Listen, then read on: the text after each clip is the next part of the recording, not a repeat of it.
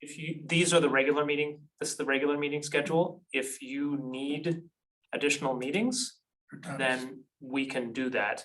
There is a little bit of playroom in here, but we're trying to save that for after the public feedback. So as I said, we've scheduled so that you've got 2 weeks after your formal public hearing to digest information. We could eat one of those weeks at the beginning, but then if you get 30 comments at the public hearing, then you'd have very little time to respond to it. Yeah. And in deference to the council, we've tried to give them some space in the event that they get feedback. So that, because if you make changes after your hearing, you can just make them. You don't have to hold another hearing. If they make changes after the public hearing, they have to go through an entire new public hearing warning. Right. So it starts to eat time very quickly. So we're trying to give everybody space after public hearings. And if the planning commission process gets pushed much past what we've laid out, it pushes the city council public hearing dates into late December, which is not, it's just not good for anybody. It's not good for anyone on the commission. It's not good for members of the public. It doesn't look good because, you know, kids are out of school and it's the end of the year and there's holidays and everything. Like, we don't want to put the city council in the position of having to hold a public hearing on December, 29th or 25th or whatever it is. Like, we're trying to avoid that and pull it into early December, end of November, early December. And, I think another kind of part answer to what you're saying is like, we have the full draft here. We've had a lot of committee input already. We've seen most parts of this multiple times already. And this like pre-hearing comment session through the first part of the summer here, I think is to try to like identify if there's some kind of really large issue that we need to address in some way or another. And, I feel like if we come up against some kind of very large issue, we could either talk with the council about it ahead of time. We could dial back a statement. Like if we were saying something that sounded outlandish, then maybe we could propose a study on the issue instead of saying this is the answer. I feel like we could try to do it. Yes. Well, I mean, having the committees, I think that the process for doing this time, because I was around when the last one was written, there was no process in terms of the committees. The committees kind of found out about it sort of late sometimes. And, by the time we had some, we didn't even know what it was for. That's how disorganized it used to be, but it's this is a very good process. And I think having had all the committees weigh in on it already, I think all the committees did, haven't they? There have been at least 2 rounds for all the committees that have provided different versions of feedback. So not all committees submitted the same types of things or the same sort of intensity of feedback, but they've all been involved. They're also, I've actually emailed the committee liaisons today about the full draft having come out and that it will be updated after these 2 meetings this week with the intention of them having the heads up to put it on the agenda for their July meetings for their committees for any additional feedback. So it is going to the committees a 3rd time. Other than continuously reminding committees that this does not include a lot of detail. There are details, but there's not a lot of detail because everybody goes, oh, you gotta put this in, you gotta put that in. I'm like, Yep. It's a good explanation, kind of the overview nature of the document. Yep, yeah, and as we've said before, this is also, it's a little bit of a shift from other years where there's a lot more in this about a plan to make more plans or plan to engage in more public processes, a plan to do more planning, instead of having to put in all the details, as you're saying, Donna, into this plan, which has been a little more of the effort in the past, where this is a big guiding policy document that then some of the nuts and bolts stuff will be in future work. Yeah, Sarah, I did see your hand. I was trying to get the commissioner questions first. You want to go ahead? Yeah, it's real quick and I think it's because I haven't been in on recent meetings, but it's terminology. I was just curious about there's an echo. I'm sorry, I don't know why. But anyway, it's being called the city plan. And it used to be called the comprehensive plan. So I was just curious, is that a state mandate for cities to call it by new terminology? No, Sarah, the 2016 plan was called the comprehensive plan. The state statutes refer to them as the municipal plan. And different towns and municipalities call them different things, the town plan, city plan, comprehensive plan, municipal plan. We started using city plan in our public outreach work because it fits better on flyers, honestly. So that is not something that is set in stone either. So that is something that the commission could decide to call it a comprehensive plan, a municipal plan, city plan, whatever. In the end, it was just a common language, plain language, easily accessible thing to call it. So I was just curious about the evolution, that's all. And I hadn't sort of, it hadn't hit me until tonight for some no, reason. this is the 2024 version of what was the 2016 comprehensive. Comprehensive plan, that's exactly my point. I've been used to it being the comprehensive plan for years and suddenly it's the city plan. So just wondered what led to that. That was all. And you've explained it. Thank you. Thanks, Sarah. Okay, so do we need to confirm July 25 for for advertising? Was that one of the things you wanted us to do? That was one thing, yep. The second sort of fold of that is that we would like to hold additional public listening sessions that are not sort of a weekday evening. The simplest logistically is to host them at City Hall because we have the setup, we know what we're doing here. But we would like commissioners it would be for you all to be listening to the public. So you don't all need to attend. But if there were people who were willing to commit to being, a Wednesday at 10 a.m. or a Sunday at noon or things like that, I would love to hear what you'd be willing to do and pick a few dates for that. We're thinking somewhere in the 2 to 4 of those range would be great. Even just 2 would just give people another opportunity to We should have at least 2 commissioners at each of them. and have 2 commissioners at each. And are those like 2 hours? How long do you envision those listening sessions? 2 hours would be on the upper end, I think. Okay. Depends sort of what time of day you would pick, but I think, if you advertised from 10 to noon or something and it's more of a drop-in kind of session, that would be appropriate. You looked like you were about to say something. No, I think an hour and a half to 2 hours is probably about right. Depends on how many attend. Right. The sort of window for that would be just about July 21st, because any earlier than that, people don't really have time to digest the plan, to July 30th. Would be sort of the main week. So it's the same week, give or take, as the big scheduled evening session at your regular meeting. But that just gives some people some other options to attend.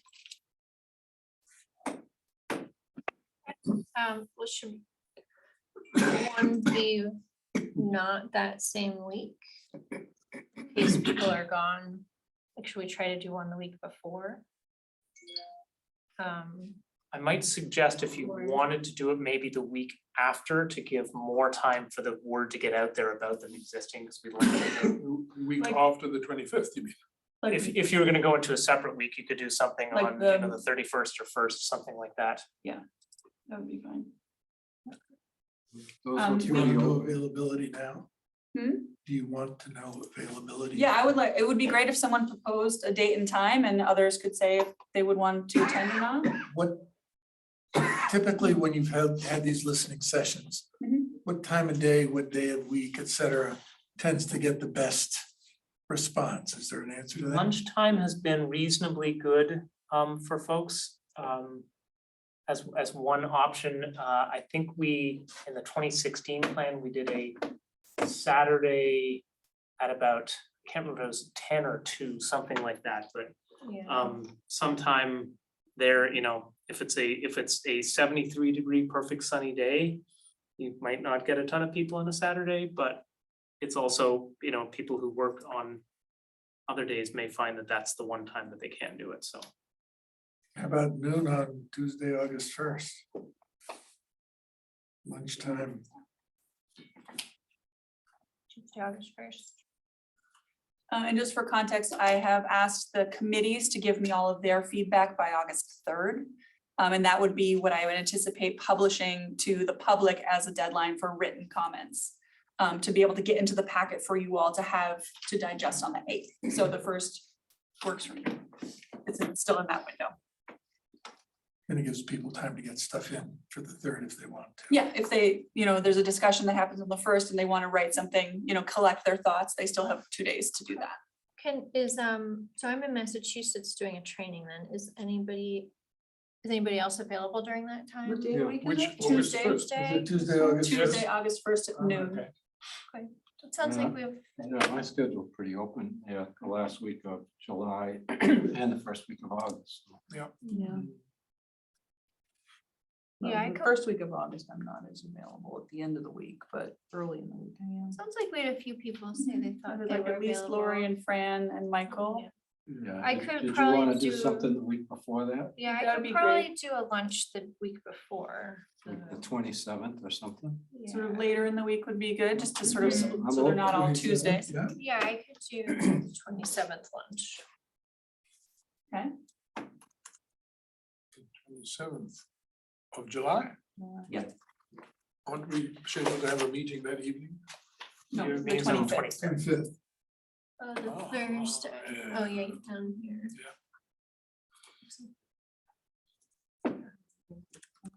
It's a Thursday. Thursdays are usually pretty good for me.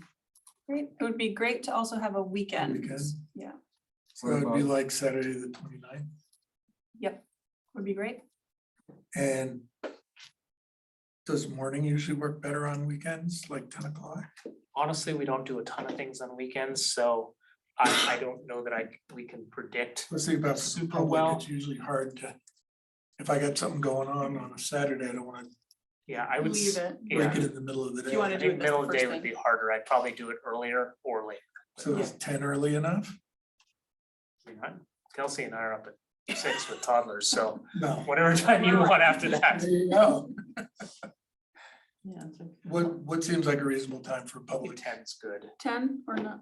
I was maybe 9 or 10. If you wanna give- 9:30? If you want to give families a chance, or parents with kids, it's like, it just seems to me that every parent in South Burlington is at Veterans Park on Saturday morning. What date are we talking about? It's just Talk about it. unbelievable crowds of people there on Saturday morning. Soccer games. and That's right. everything. Yeah. Yeah, so by the I could be here. by the I don't know whether the afternoon, public will be here. probably less. Yes, that's a good activities out there. question. I am not, I would like to provide opportunities to the public on different days of the week and at Yeah. different times. I would not be terribly concerned if we only have a few people or if we even have no people on a Saturday when it's more that we've provided the Yeah. opportunity. Yeah. So That seems- from 10 to 11 or whatever on that day, on the 29th, potentially. 10 to noon, I was, 10 to noon, if no one's shown up by 11, we leave. Yeah, I mean, I think we would probably try to organize it so that people are invited to come for the beginning of it, so that if there's an overview, that they know that they're getting that overview. I mean, we can have some posters and things, but honestly, it's a lot easier to hear for 10 minutes what this plan is about to orient them rather than a 27th. drop-in, because in a total drop-in, it can be very overwhelming to not know what you're responding to. Yeah. Okay, does that sound good to everyone? So Thursday, the 27th, Saturday, the 29th, and Tuesday, the 1st. Those would all be after the evening meeting on the 25th. we can send around a little doodle invite. I think we can advertise them as all public meetings. Mhm. But if we can have at least 2 commissioners at each of them, I think it's more that they know that there is somebody there. In addition to staff who is a voice, we will record it, we will write down everything that we get so that all commissioners have it as input. And will there be like liquids or snacks or something at these? We'll- Snacks, we'll and we talk may about it. talk with the library about if there's a way to maybe figure out how to help if there's some families with kids. Maybe we can, no promises yet, but we'll see if we can work on that. Story time or something. Something. I'm out of the country on the 22nd. So Okay. you're all gonna have to 22nd? argue Of what out, or month? the 22nd of August, 22nd of August. Okay. So you're gonna have to argue it out to public hearing. Without you. Or we could do it before then, Mhm. or We're gonna move it up. I'm gonna week before too, so probably not. Could move it back a couple days, or I think you can just do it. Great confidence in you. I'll place a wager with anybody that we add to the schedule before we're done. Up to you all. 20th of July to the 6th of August. So we'll be able to.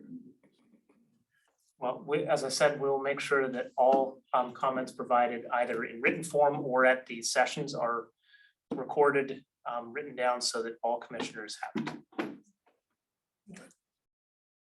It sounds like, a mix of us are going to each of these different listening sessions. We Yep. want everyone to get the information. Yeah, no one is obligated to attend all of these.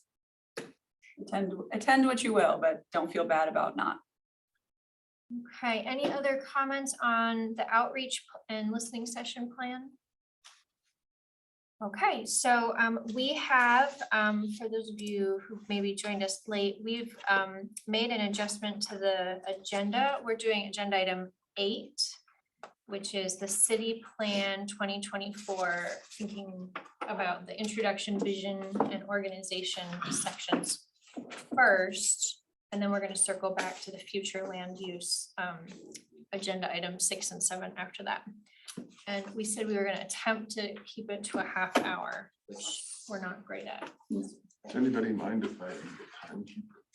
I would love if you were the timekeeper. Okay, so, and we'll give each one a half hour. And then go from there.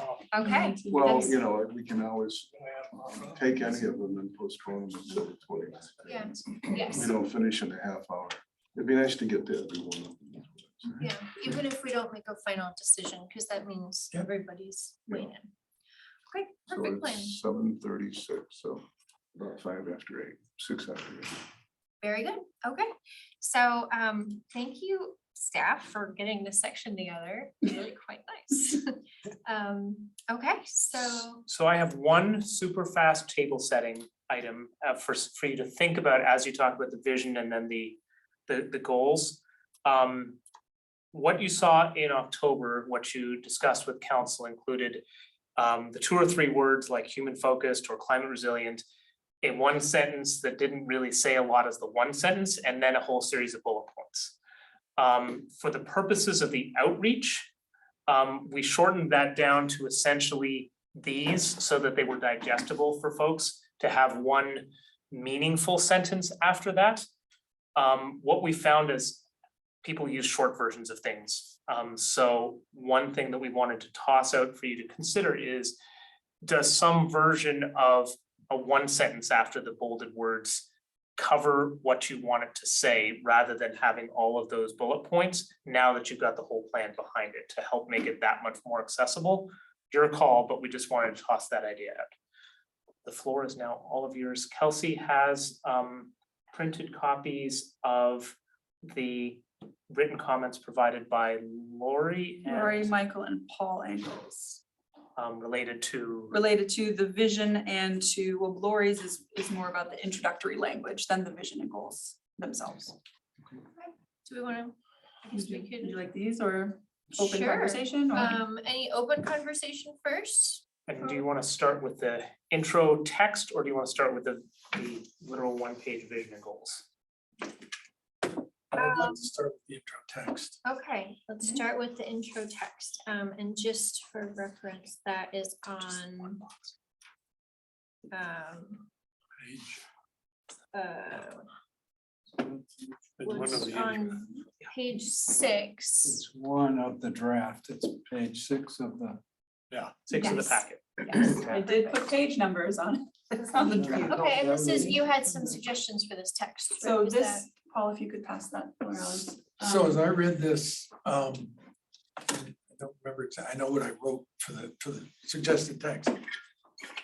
The opening paragraph of this from my perspective, dilutes the focus on the climate issue, which, though it may not be popular with some of us, is something that we are all facing and will be facing big time. If we keep the first paragraph as it is,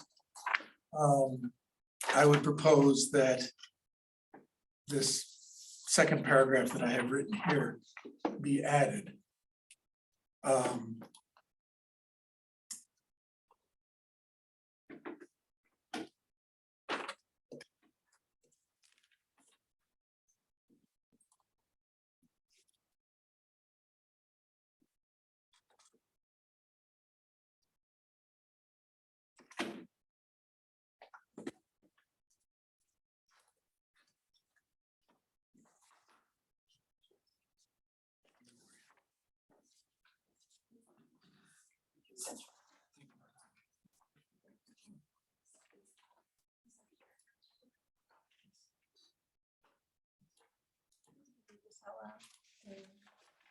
I was just gonna, if you'd like, I'm happy to put it up on the screen. Yeah, I think that would be helpful. Okay. Any discussion on Laurie's proposal of kind of Yep. getting some more climate focused language right up front? Essentially, Definitely.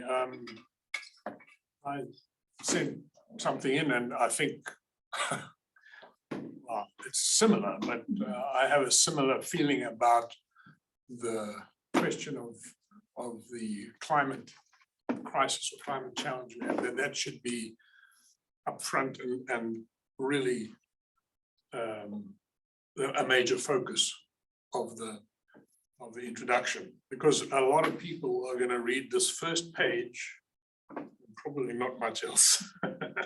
And so I've also, I've got similar language, but a bit shorter.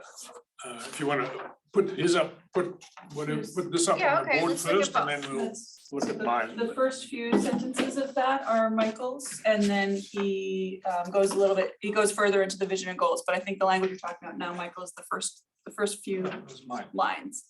The other thing that I felt, or that we had talked about at one point, was having a quote from the IPCC on our introductory page.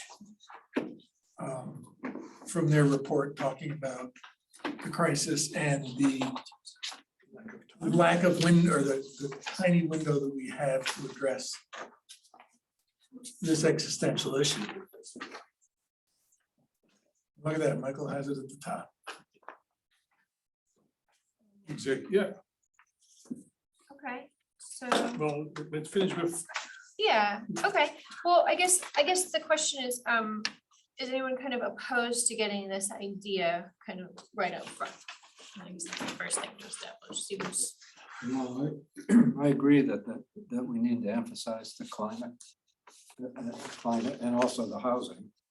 I think those are two key areas that we want to put a lot of emphasis on. I think it should be right at the beginning. So where did this one come from? Michael? I mean, I like this, that it's succinct. I'm also happy to take a crack at some point. If this general idea is what you would like to include, I can work on kind of Pulling it all together. pushing these, mashing it together and making it fit with the tone of the rest of the introduction. Right, et that cetera. was one of the things I was gonna say, because, I mean, this is, the second paragraph on this one is, it doesn't feel like the rest of the plan. I mean, in tone and just the language of it's very different. Of which one? Whereas this more succinct version, I think, it says basically the same thing, but a lot easier to comprehend. Fewer words are I always better. should say that what I had before was much longer based on the original, but when you have changed it, that's great for me, because if you look at what's in here, at least the three items 2, 3, and 4 are pretty much what you've got in your In the pitched short tonight. version. Yeah, the climate change is almost the same, but I've used prioritized. On, you'll notice that in item 3, it's sustainable rather than human Human focus. focused, because I think it should be sustainable fits with the invest in high quality natural and built environment. In other words, it's not just for humans, it's for our both our natural and our built environment. So sustainable to me felt a better description of it. And then Sorry, Michael, can you, I've lost. where oh, you sorry, said I'm sustainable. looking at this. I'm looking at this. You're not in this. This is Michael's comments. This Yeah, is no, not- I also sent this to you This is also in Michael's. a separate email, I think. Okay, sorry, there were That's okay. multiple sets of Michael's comments. Well, and before We'll we get get, to and that. is it possible before we get into the vision and goals, just to Yeah. kind of wrap up the introduction text that's like above the vision and goals? Do people like and I- Kelsey's idea of taking kind of the words you had and the words you had and meshing them, but making sure it still had the housing? I think fewer words are better. I wrote more because I envisioned the first paragraph that you had written staying the way it is. I think for me, it's really important to differentiate that housing is a critical issue for us. And even housing needs to be considered and worked at through the lens of climate issues. So that climate is the overarching lens through which every decision we make is happening, because we don't have a lot of time and we don't have a lot of natural resources left in South Burlington that are being consumed pretty rapidly, so. And I think that I want to underscore that point, Lori, just to when I look at the draft recommendations that you put together and Michael put together, I think that is the key difference. And it is absolutely your choice as to how you want to present it. Currently, these 4 lenses are, all topics should be looked at through these 4 lenses, sort of co-equally. Yeah. And as proposed, my read of this is exactly what the way you just described, which is climate, the climate crisis is above the others. The overarching lens through which. So I all think decisions- that's, and if that's what you want to be saying, I just want to be clear that that's how it reads to us. That is definitely what I wanted to be saying, and that's why I made the order and numbered them 1. Number 1 being climate resilient. So that it's clearly, because if we put it as number 4 and say it's the most important, that doesn't make any sense. It has to be number 1. Yeah. So that's my feeling, proposal is that this climate issue should be the priority and be prioritized. And it does appear throughout this draft. And there are places where I might have highlighted it or put something in red about it, but generally speaking, I think what I have here is reflected in the text. Paul, is it important or would it be useful to have a motion to that effect?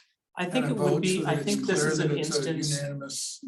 I think that would be good, because I think when, you go to do the public outreach, as Jessica, for example, gives the presentation to council, I think that will be an important component of an evolution over the thinking from the fall to get council's reaction, and if they're supportive, then they're supportive, and if they say, we want to reorient, to have you on record so that they can be responsive to the plan that they'll need to own in a few months' time.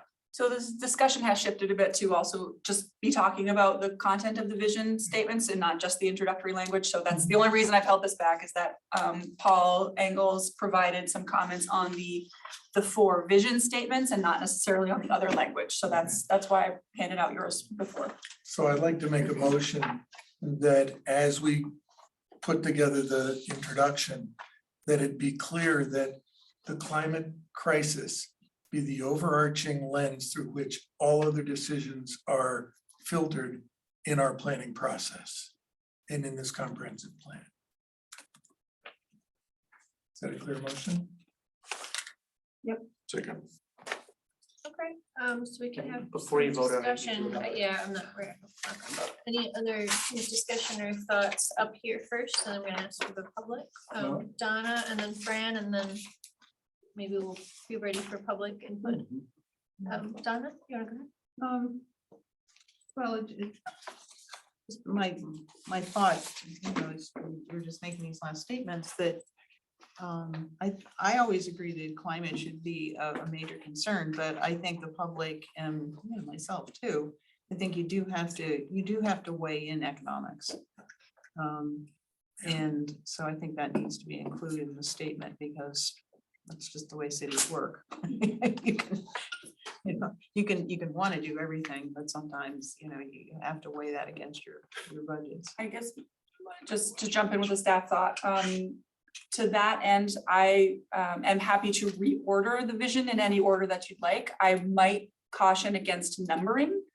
So putting it first does make it, you know, appear to be first because it appears first, but it doesn't necessarily make it quite as like Yeah, elevated. although the motion to me would be that there is one goal and then 3 supporting below it. Just to be clear about what I'm hearing in that motion, is that there is 1 and then there are 3. It is not the first of 4. And I would I just also, want to be, I mean, this is, we want to hear what you want to do. That's what I heard in that's that motion. clearly the way I feel about it, and yet that doesn't mean that climate supersedes economics. You know, we have. It just means that as we're making economic decisions, we have to do them with Yeah, I agree. the climate lens. I So agree. each decision we're making, and that includes the I economic decisions get and the that. housing decisions, are like, is this furthering our goal to reduce our climate impact, or isn't it? And if Right. it isn't, then we, Well, just to make sure that Yeah. that's clear in the way it's presented, because Yeah. otherwise the public's gonna jump all over. yeah, Right. Well, and I guess that's the question. That's our So the question. other 3 are inclusive, fair and just. Is that a lens through which decisions should also be run alongside climate, or is it a secondary consideration? I think all the other 3 are very much part of what we're considering. And they're like sub lenses. So we said Fran was gonna give a comment next and then Paul. So I guess I see what Michael has put together as kind of replacing or from underneath opportunity oriented with that sub bullet all the way to the top. Yes. The introduction. And so I just had the question about this other wording that's up here. It says the world is facing an existential threat. Where does that go within this? I had kept it to answer, can I answer? I kept it separate as a bold-faced message to make sure that it's seen right away as important. My original wording was a little more apocalyptic because I said it was to protect the life and property of citizens, but I don't think I should, that's not a message I want to give, send to the public. We've tried throughout the plan to remain, to sort of, Calm. to take things as, we're identifying challenges and here has how we are going to proactively be moving forward in an optimistic and community-driven way. Yeah. And that's kind of been my mindset as I've been drafting some of this language, so keeping it in instead of a doom and gloom, it's, Yep. we're facing some Yeah. major challenges, extremely major challenges, and here are some steps that we're taking to move forward. Absolutely. Paul? If this is the layout, then I would like it to be up there. If it's gonna look like this, that first. Well, you made that layout. I think that's a nice. No, I used the Sure, but, header, right, that is from of our original. public outreach stuff. You should make it fancy, put some marketing into that. I, My view about what you were asking Gloria or Fran is numbering, you say you don't want to do number, but numbering gives real force to the fact, to the message that is in here that this is important. This is really important. And the action items and the text in each of the sections, economy, housing, culture, they all talk about climate. So I'm satisfied with that part of it. And so I don't see that numbering it would be a problem. It's an advantage as far as I'm concerned. Michael, would you consider having climate resilient be number one and the other three being co-equal? Yes, because I put that order there just because that's the way it fell out when I moved. Because that sounds like what Paul is suggesting, that the climate be the preeminent and then the others be co-equal. I think Paul was trying to clarify what your motion was, so we knew. Yeah. And it sounds like you confirmed that that was what you were trying to say. Paul? I just want to save everyone a lot of reading.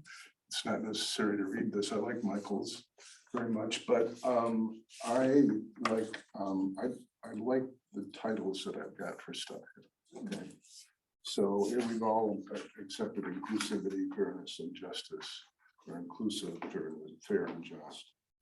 I like thoughtful and sustainable built environment in that paragraph. And climate resilient and sustainable. So we get to repeat sustainable, but climate resilient, I think we're all agreed on that. And then for the last one, and I'm not sure. You said collaborative and engaged. You know, so that's about my. Those are your key points. Yeah, just the titles of the paragraphs. You know, I really didn't like human focused. I mean, that's where I started. That's what I was gonna ask. It's like, whatever happened to human focus, they kind of dropped off, but Well, I mean, in the earlier meetings, I know when we were meeting on all these topics, I think people kind of struggled. You know, it's like everybody knew what climate resilience Right, was. yeah, I mean, I assume that's what happened. And inclusive, fair and just, and people had a pretty good idea what that meant. Yeah. Sustainable, people had different ideas about what that meant.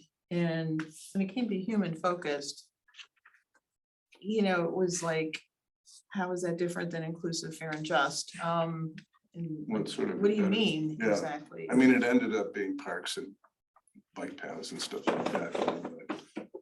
Recreational kinds of stuff. Yeah, like, But I mean, it's like, I mean, hopefully the whole plan is human focused. as it opposed does to appear. So Something seems else. you know. are we clear on the motion that the other three are co-equal? Is that the plan? Well, that's what the No, I motion don't think is, they but are. there's no plan yet. I mean, are we clear on the motion? Well, I'd like to offer a Because- friendly amendment. Because Paul had asked the question Who you before are. to Yeah, clarify. Some people would. I'll offer a Well, friendly amendment that go we, ahead. you know, have these paragraph titles rather than. Yeah, and if your paragraph titles are better, that's fine too, but you know, I just thought some of these were pretty good paragraph titles. So I think the paragraph titles So maybe they're should separate. be a second motion and or second discussion, because I think that that makes a lot of sense. I think the motion is pretty specific to the idea of climate being one overarching goal, and then the other goals being Yeah, I mean, I see somehow. this as like a thing detail, you know, Yeah. a language detail. Is it okay if we talk about the titles after we finish this one item? Okay, we had a couple hands in the audience too. Vince, you want to go? I don't know who wants to go first. Ryan. I think you had your hand up first. Yeah, Ryan Doyle. I think most of you guys remember from the community outreach that you guys did earlier in the spring, that these were presented now in the draft are the titles that were given to folks at the beginning of each meeting. I'm pretty sure this is the order that they ranked them in. I'm assuming that's why they went in that way. And I think there's a lot of different ways to cut this as far as what is priority and what's overarching. But I just disagree with both the statements that you guys have been talking about, as this is climate resilience is somehow the biggest thing and everything is somehow a subset. Justice is definitely a more universal value that climate resilience would also fall into. And from some scientific reviews, projections are actually that Vermont will benefit more than any other state from climate change. Now, benefit is a subjective term, and I like how things are when I grew up here wearing a parka on Halloween. But the sense that this is going to supersede other things when housing is legitimately a super huge concern. And most of our community and public aren't really represented in these bodies, especially young people who don't have the means to procure homes for themselves. While at the same time, when we look at the climate problem, the main driver is affluence. And South Burlington is a very affluent community in the state. Certainly the southern half of the city, if it were its own municipality, would be the most affluent municipality in the state. And so as we're starting to look at what priorities really are for a general sense of people in this community, as we look into things like fair, inclusive, and just, that's a pretty good value that does wrap up a lot. And if we are doing things that promote resiliency, that are good for everyone and is fair and inclusive and represents all different neighborhoods, that's still a really good thing. And it's not that the climate crisis isn't severe, but the predominance of regulations and movement towards addressing it will be at higher levels of government, whereas things that actually address if people can get housing within a transit stop to their job are the things that we're going to do at this level of government predominantly to fix those kinds of things. And so I don't want the macro disaster of the climate situation to put a skew as to what we can most affect for the benefit of our neighbors and residents here in this town. Not that I know you guys are passionate and care about this a lot for very good reasons. wait. Not trying to. Vince, do you want to go ahead? Yeah, very, very good. When we had the public hearings, I remember the housing session had by far the biggest number of people who came. And I only see it referenced here once. I was thinking And there's also a difference in climate is an international, it's a local issue. Housing is a local issue. And to some extent, we're focusing on a global issue to the exclusion of what communities do best. And that's work on the locally specific needs of citizens and people. So I too would like to see housing better represented on here. And I think I speak for the Affordable Housing Committee in saying that.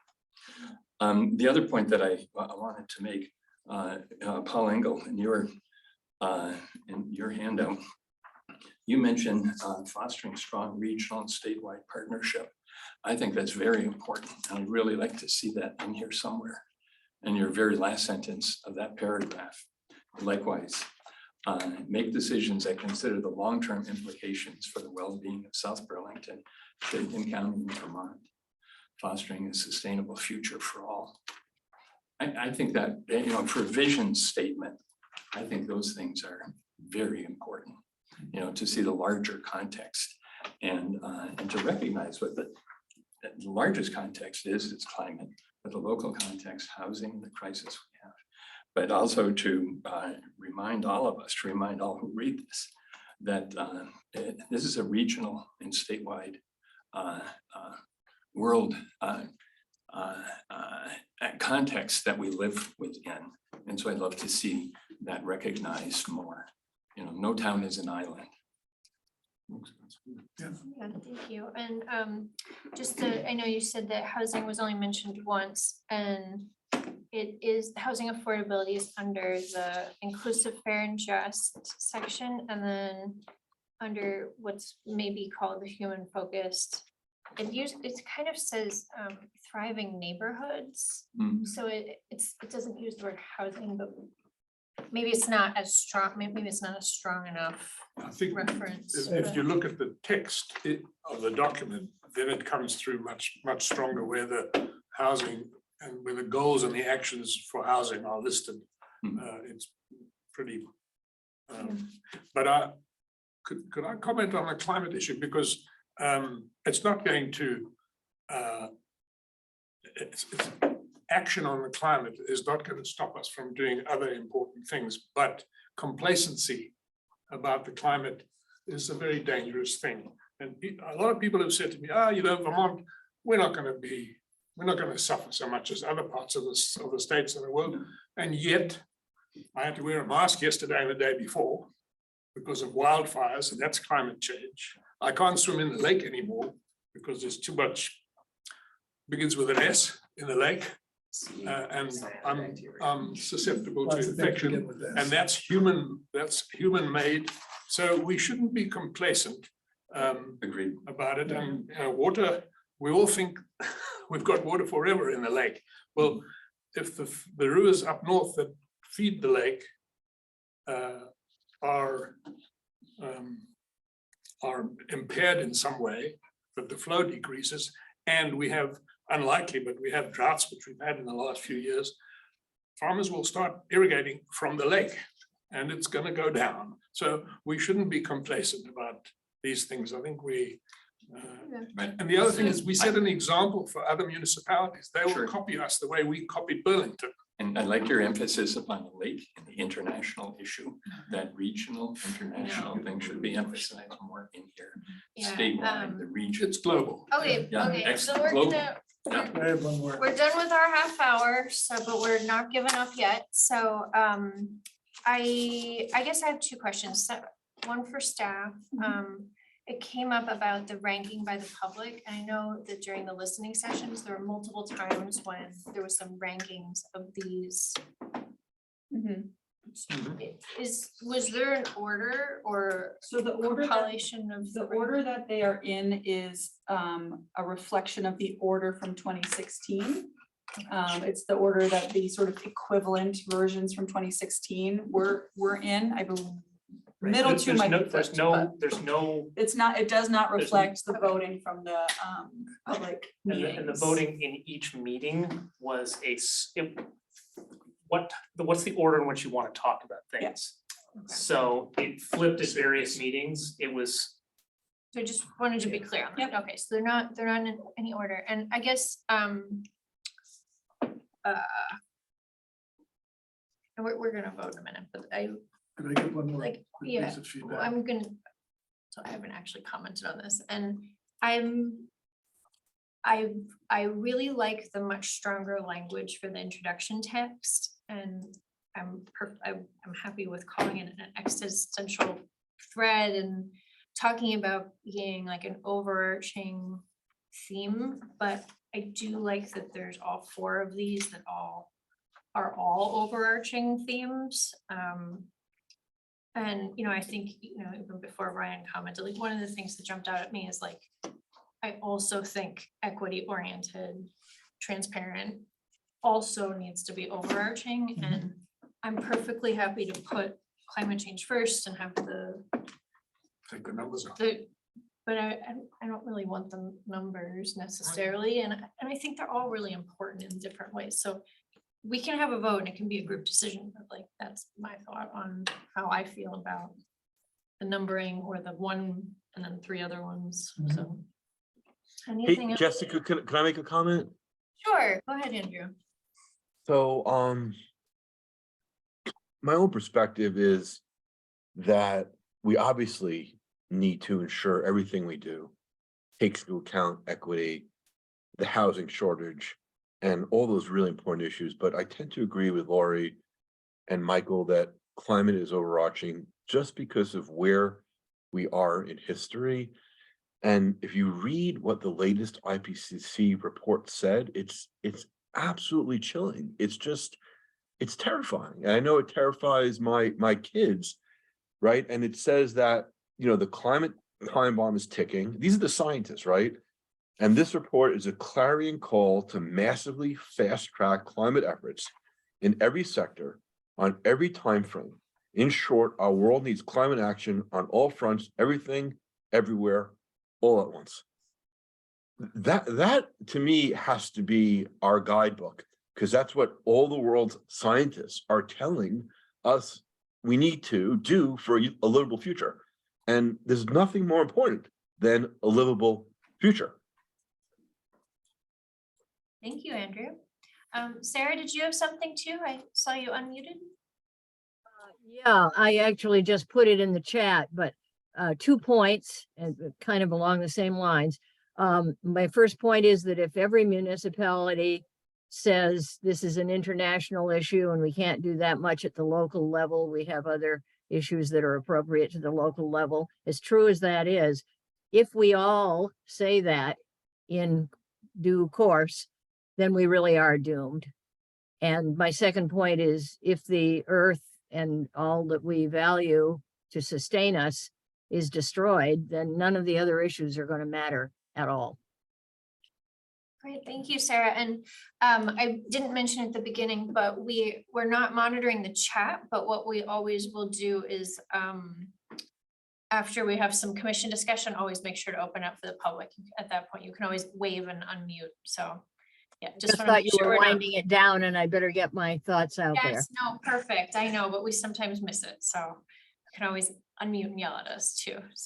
So Yeah. just a quick response. I am in full agreement that each of these bullet points are very important. And to your point, my notion of climate being overarching does not mean that we don't focus intensely on housing and getting the best housing we can for our citizens. But it means that when we're doing it, we make sure that we do it in an environmentally sensitive way that moves us closer to the climate goals, rather than putting houses here and there and wherever we think we can, just because. And I think that having that overarching focus will help us all improve our community, save what we most love about Vermont, which is our open spaces, and be an example to the rest of the state, and maybe on a bigger level for what Sarah was saying is really, and Andrew was saying is really a major issue. That's my response. Okay, we ready for vote? Okay, all in favor of the climate overarching other goals kind of below And removing the numbers. and removing the numbers. All right. 4, is what it looks like? Yeah. Anyone opposed? 2. Okay, so passes, so we can bring that forward to the public for in the draft. Okay, assuming that you do have a Thursday meeting this week, we'll try to work on something so that you can see what that looks like. Okay, well, if we get through tonight, you can just, If Put it not, in the we'll send it out draft. to you. yeah. Yeah, we don't need Thursday. Explain why I changed. Don't necessarily need Yeah, Thursday. so I know Keep Paul rock wanted and to talk rolling. about it, he wanted to. So I think before, I know we're up with our time, Paul's been doing our timekeeping, but I do think this next part is probably important before we move on, which is some discussion of the possible changes to the titles of these 4. So Paul had some ideas here that he Sure, I just can- started to get into. I don't know if you wanna. Sure, I can make it as a motion to the title speak. Do you want inclusive, fair and just, or inclusivity, fairness and justice? Can I give you my pitch on it? I Yeah. think inclusive, fair and just sounds like an active statement of we are, as opposed to it's a concept. So I think if you're, as a strength, inclusive, fair and just is a more poignant way to write it. They're all adjectives that way too. Yep. That's good. I'm fine with that. thoughtful and sustainable built environment. That replacing. They're replacing number 3. Human focus? Human focused. Okay. So And it's then also replacing Michael's sustainable, Michael suggested Well, sustainable. was Expands upon replacing Michael's human. sustainable. right, which was replacing. Yeah. human focus. Do you And think? the What about reason- adding housing in there somewhere? It's in about So that it's- in the other section, but I made it sustainable because human focused. I wasn't quite sure what it meant. And I think it doesn't encompass everything that's in this plan, because we do make efforts to preserve our wildlife and our biodiversity and our carbon sinks and so on. So that's why I changed it to sustainable. And I changed opportunity to community. What do you think about Let's just thoughtful and focus. sustainable built environment? Thoughtful, well, can we take it that we've been thoughtful? I mean, I'm open to everything. I guess the difference between just saying the word sustainable and saying thoughtful and sustainable built environment, to me, is sustainable is extremely broad.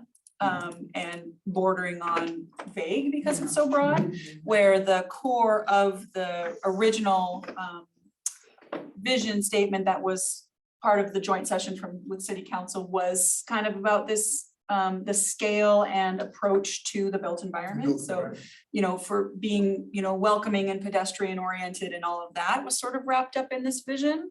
It's an evolution of walkable, which was The old plan it's said it's a step of suggesting that we should be, but this is about the built environment, and then the next one is about the natural environment, really. Which Okay. one is I it? like- So, I like thoughtful and sustainable. yeah, Built thought- environment. Built thoughtful environment. and sustainable built environment, is there general I'm Okay with I'm that. good with consensus on one. that instead of human focus? What I would And like to instead of see, sustainable. what I would like to see, because Michael mentioned that, housing's in the one before that. Affordable housing's in the one before that. What isn't included that belongs in this, in this sustainable or in Yeah. whatever you said, is a specific bullet about housing. That the housing needs to be built sustainably, it needs to be built, with environment in mind, not just economically and not just plenty of it, but we need to build it to last and we need it to, kind of conform to other goals, which just building housing doesn't really do.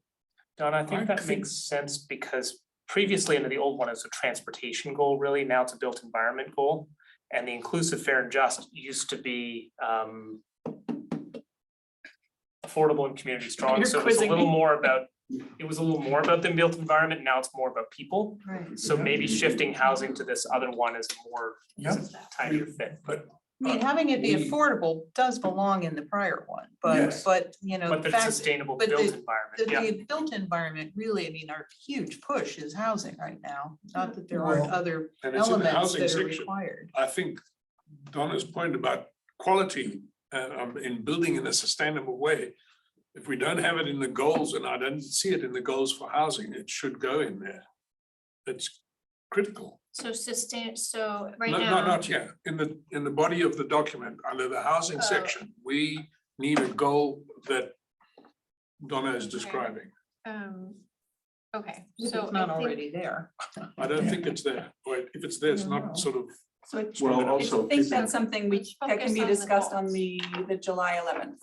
That's the sort of Yeah. topic that I would say Yeah. is something to bring up at that meeting. So the- And Donna, for this, I just adding a few words specifically calling out housing into that short version of the vision statement. Fine with me, the thoughtful and sustainable built environment, along with the invest in a high quality natural and built environment, mhm. while it doesn't talk about houses are part of our built environment. Yeah, but people are really focused on housing, Mhm. every time we have AI meetings, everybody talks about commercial, I'm like, Yeah. that's not what everybody else is talking about, they're Talk talking about housing. Yep. Kind of have to remind them all the time, it's So like let's housing. stick with Paul's suggestion here, till we're set on it. Climate resilient and sustainable, or is climate resilient? Okay. I think I think climate resilient gets it, Yeah. and we've got sustainable Okay, in the thoughtful and sustainable. Yeah. now how about collaborative and engaged? I like that. Yeah. Which one's that? Last Instead one of is community collaborative. or- instead of Replacing what community was opportunity oriented and Michael called community oriented. To come collaborative engaged. I think. Collaborative and engaged is what. It's Paul active. Nichols is. And it emphasizes a bit of what we heard from the public about being a member of this, of different levels of community, working with our municipal neighbors, working with our statewide partners, et And cetera. Donna, if we hear Sounds good. overwhelmingly from the public during these listening sessions that housing has to be in there, that's something we definitely have to consider. Okay, And I think that when you synthesize all this, pulling the bullet points from Paul's, which you identified. The bullet points are from last October. I Well, think, no, unless- from, did you change them? on Paul's handout, he had some bullet points. One of the last one was make decisions that consider long-term implications for the well-being of South Burlington, Chittenden County and Vermont, fostering a sustainable future for all. I think we're saying we haven't verified, but that was in the original vision and goals one pager from last October.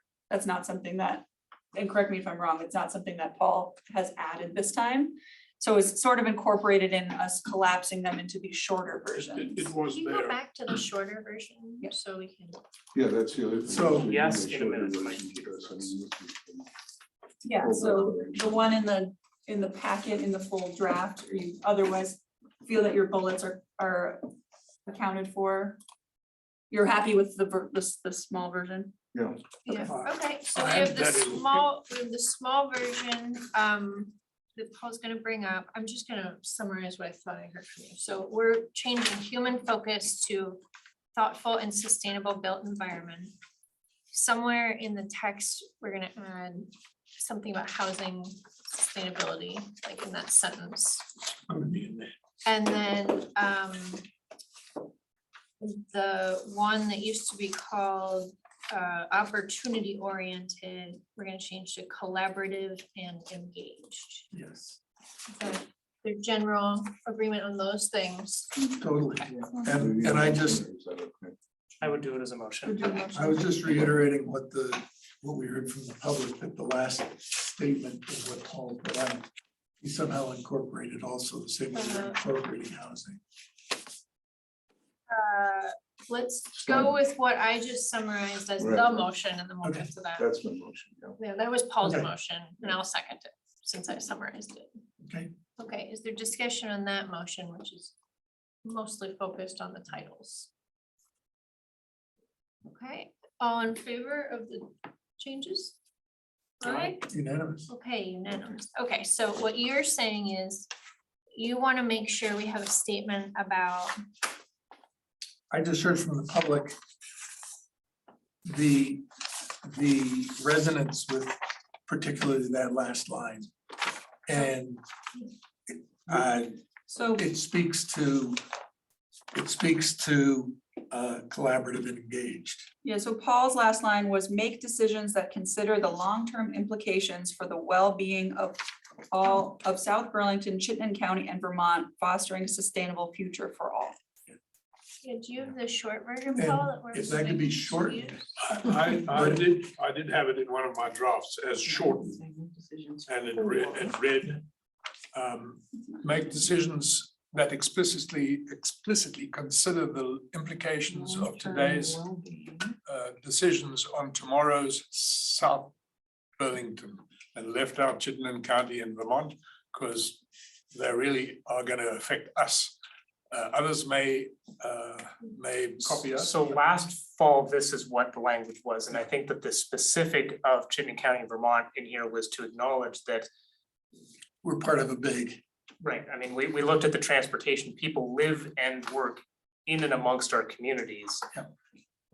And that's not to say that this is to be a leader as well.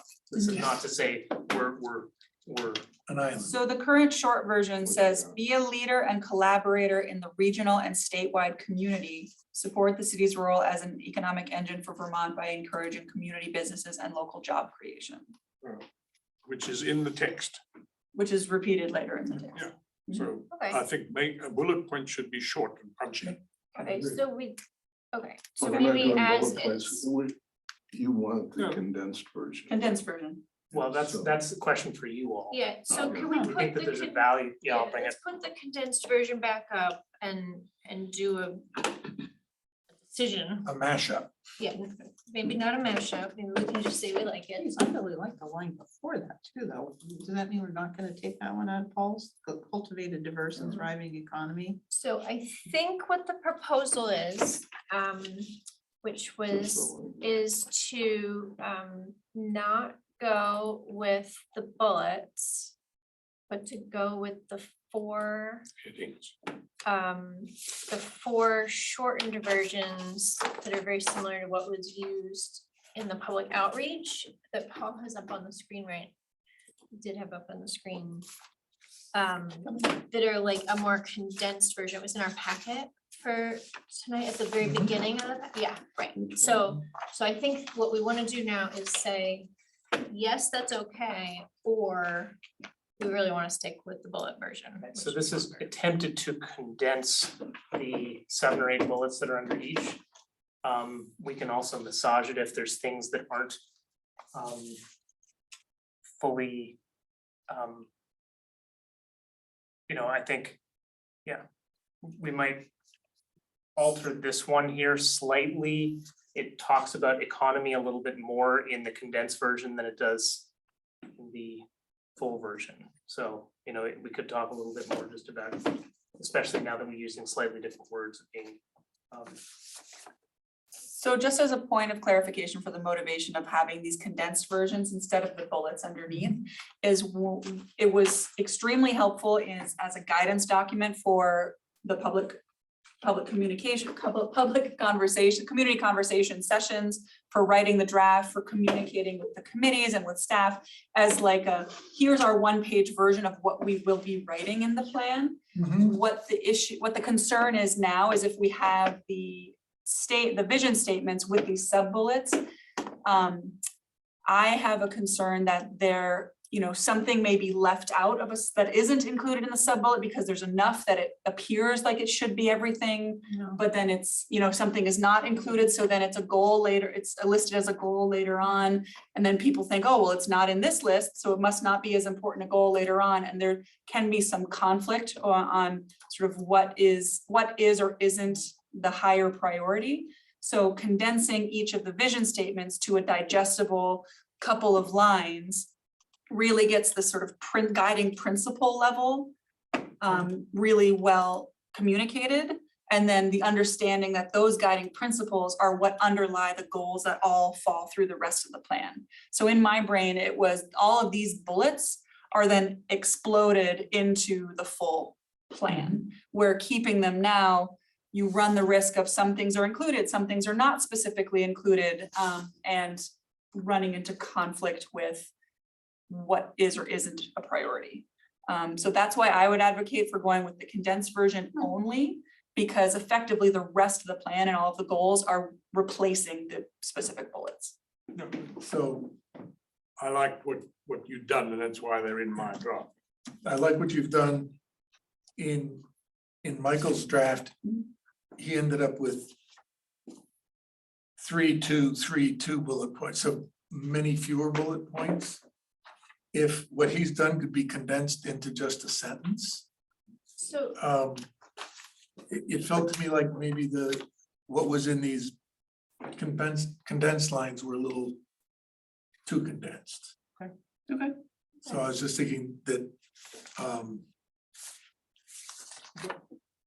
Sure, I mean, for example, under the one that is now the last one whose title I've forgotten. It was Collaborative and engaged. collaborative engaged. I heard multiple folks say that they liked language that talked about make decisions that explicitly consider the implications of today's decisions on tomorrow. yeah, Which is not in the super condensed version, but can be. I mean, it's just I think what we're hearing is you like the bullet points, you like the themes, get it into 1 to 2 sentences. Yes. What Michael just said is he basically took exactly that and he just put it, he just like, instead of having it two in bullets, sentences, right. added the bullets. Do we really want the bullets, or are we okay with kind of a little paragraph? I'm fine with the paragraph. I just want to point out something that's kind of really missing in the climate resilience section. Even though it's called climate resilience and carbon dioxide reduction are completely different things. And we're never talking in here about CO2 reduction at all. I do in the body, in the text, I've made some comments about. So you have to be carbon careful when footprint. you use the title as resilience. Beg your That's- pardon? And I don't know if there's a more encompassing word, because resilience is kind of what you do when climate change, when CO2 reduction fails to accomplish its goals. You know, So it's accommodating. Is mitigation it's- any better? the, Mitigation is a better word. the sentence right after climate resilience says prioritize goals But that it's- minimize climate change, comma, reduce CO2, comma, and keep the city safe, clean and green.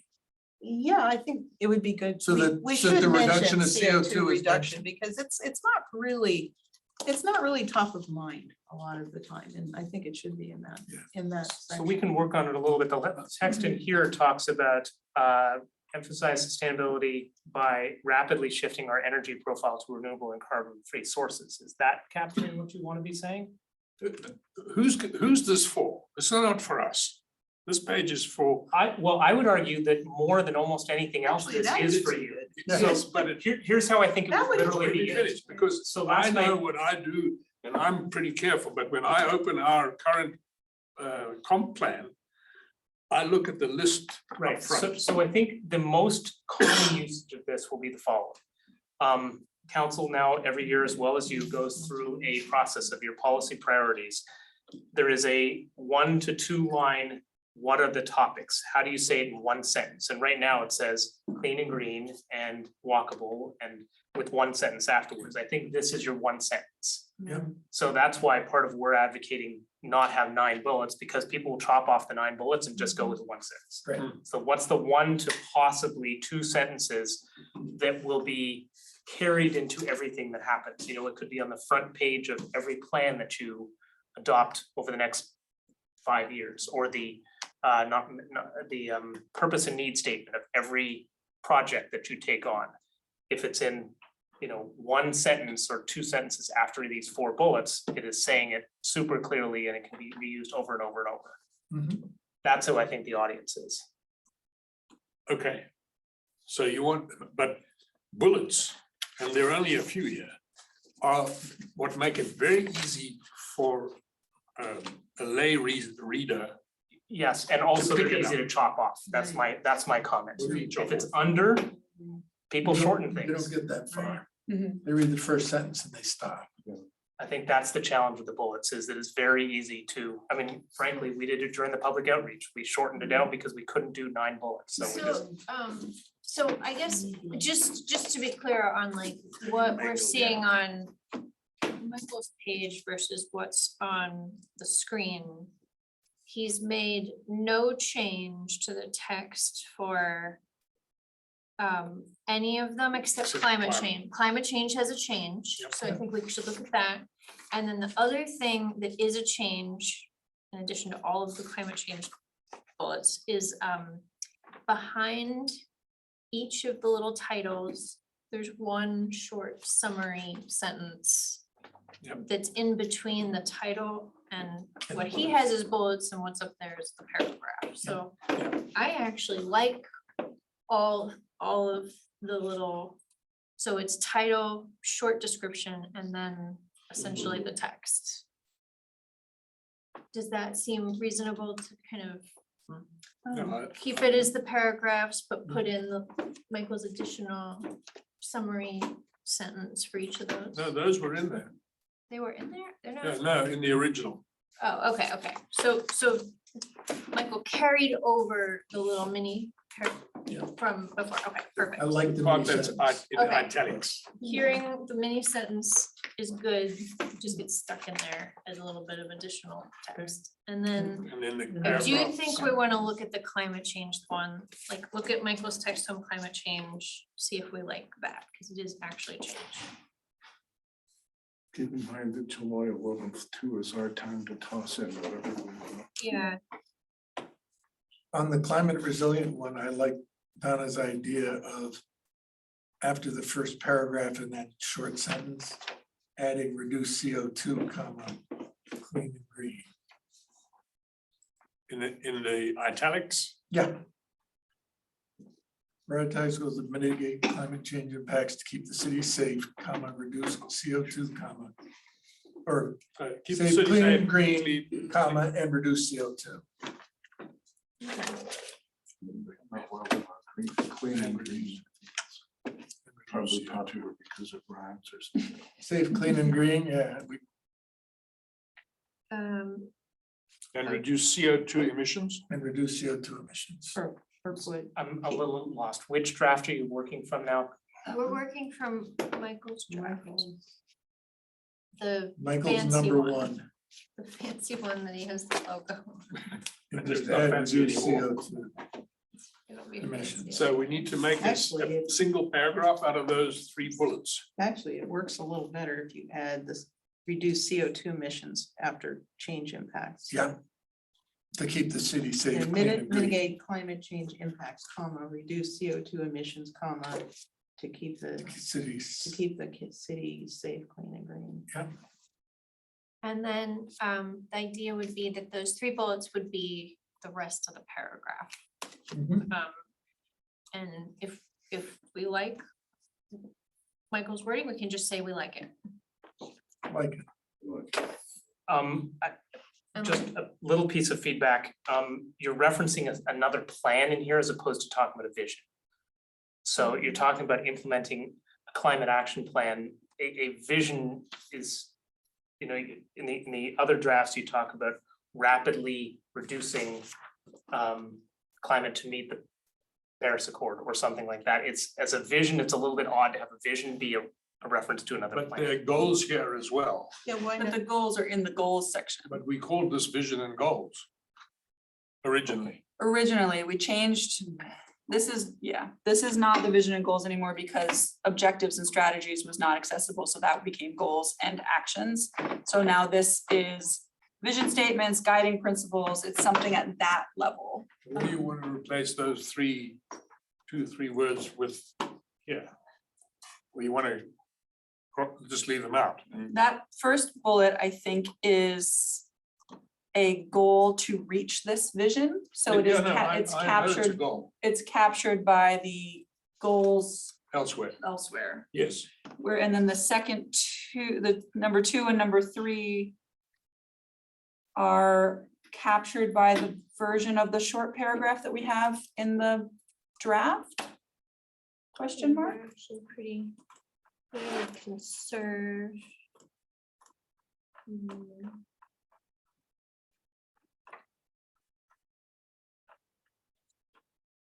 Well, they're fine though. I mean, they're pretty similar to the original paragraph, but Okay. emphasize. Okay, so Michael, how about this? I mean, the original text, like instead of referring to the climate action plan, says emphasize sustainability by rapidly shifting our energy profile to renewable and carbon-free sources and increasing energy efficiency. Like instead of referring to the plan, and then, I like that. yeah. I don't want to emphasize, I want to do it, I want to prioritize it, so I'm happy with Okay. that, replace the word, Okay. Well, right, but you've already got the word prioritize. I think we're cutting that it's first. gone. You mean this part? Yeah, no, I thought you were adding that. Oh, yeah, you were adding added prioritize. prioritize, You were adding this. No, that was there, no, in this, instead of the word emphasize, just replace the word emphasize with. So we're prioritizing twice, which is okay. I think he's saying don't add the short sentence. That just changed the word from emphasize to prioritize from the short version of the draft. Yeah. Okay, we could just do that. Keep I thought the- we just added CO2 to that short sentence. We're talking about the paragraph, not the top line. Are we gonna keep the top line too? I think people are saying, are we keeping this top top line line has with the prioritized. CO2? Yes. And then also, and then going I don't to, mind prioritize We're doing twice. prioritize twice. Keep the top sentence and use prioritize twice. That Paul everybody said wants is to shady. prioritize. Use what It's fine Kelsey is using the draft. same, it gives somebody a reason to delete it if you Yeah. get the same word. If you would like for us to work on it a little bit, we could do that, because I think you're also now repeating the word sustainability Actually, you No, can we're just not. say. Oh, yeah, we are from the there. title. Okay, No, I don't want you to work on it. I want it to Yeah. come from us. yeah, okay, so let's pick it. I'm just saying, you're now repeating a lot of words over and over in two No, sentences. that's a problem that's elsewhere in this document, but I'll deal with it entirely Okay, separately. here, so you just wanna go back to that, the way it's written there, except put prioritize Yeah, Exactly sustainability. what you got there. Prioritize sustainability more rapidly. Da, da, da, da, da. Okay, is that okay if we just keep that language that was in the packet and put prioritize? Even though it appears twice. Concerns. Well, it doesn't And then appear what's twice wrong if with you get rid of the emphasize? sentence. What was wrong with emphasize?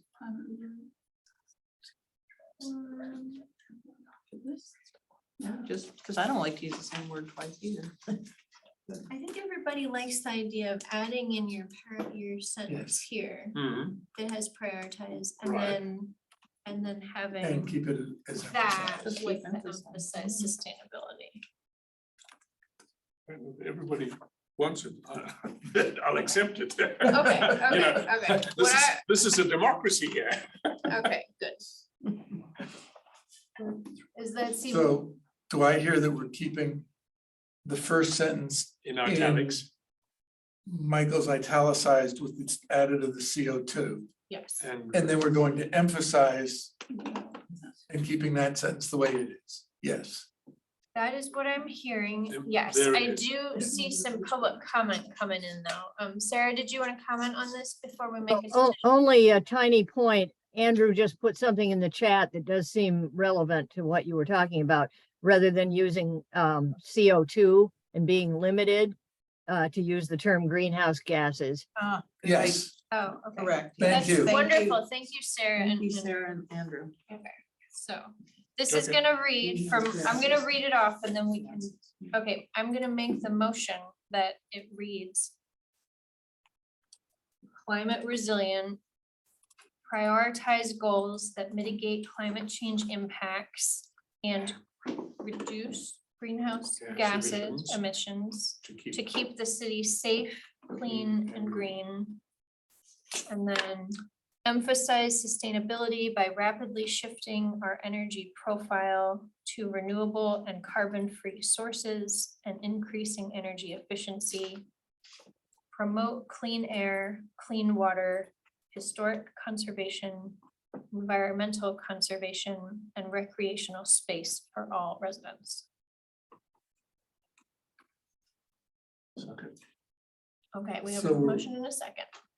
The only question I have is we're losing wildlife habitats and wildlife corridors. We never had them in there in We the never had them first in there in the place. first place. And Michael did say he was okay with this language, so if he, I was okay, because it seemed like That's like everybody environmental but me was. conservation. So if there's a dissenting opinion, about I'd like to conservation. hear it. That's about environmental. Okay. we can add- Environmental conservation.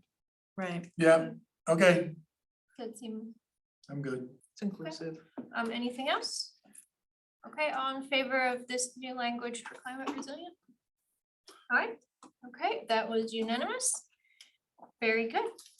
So we extremely exceeded our goal for half hour. We've spent an hour. Is there anything else on this introduction section that is like a burning need before we move into the build? I'm unclear whether we added make decisions as a bullet under the collaboration collaborative and engaged. I have it as a note to add some version of that language from the previous bullet and condense it to put into here. There wasn't a formal motion and vote, and you can do that.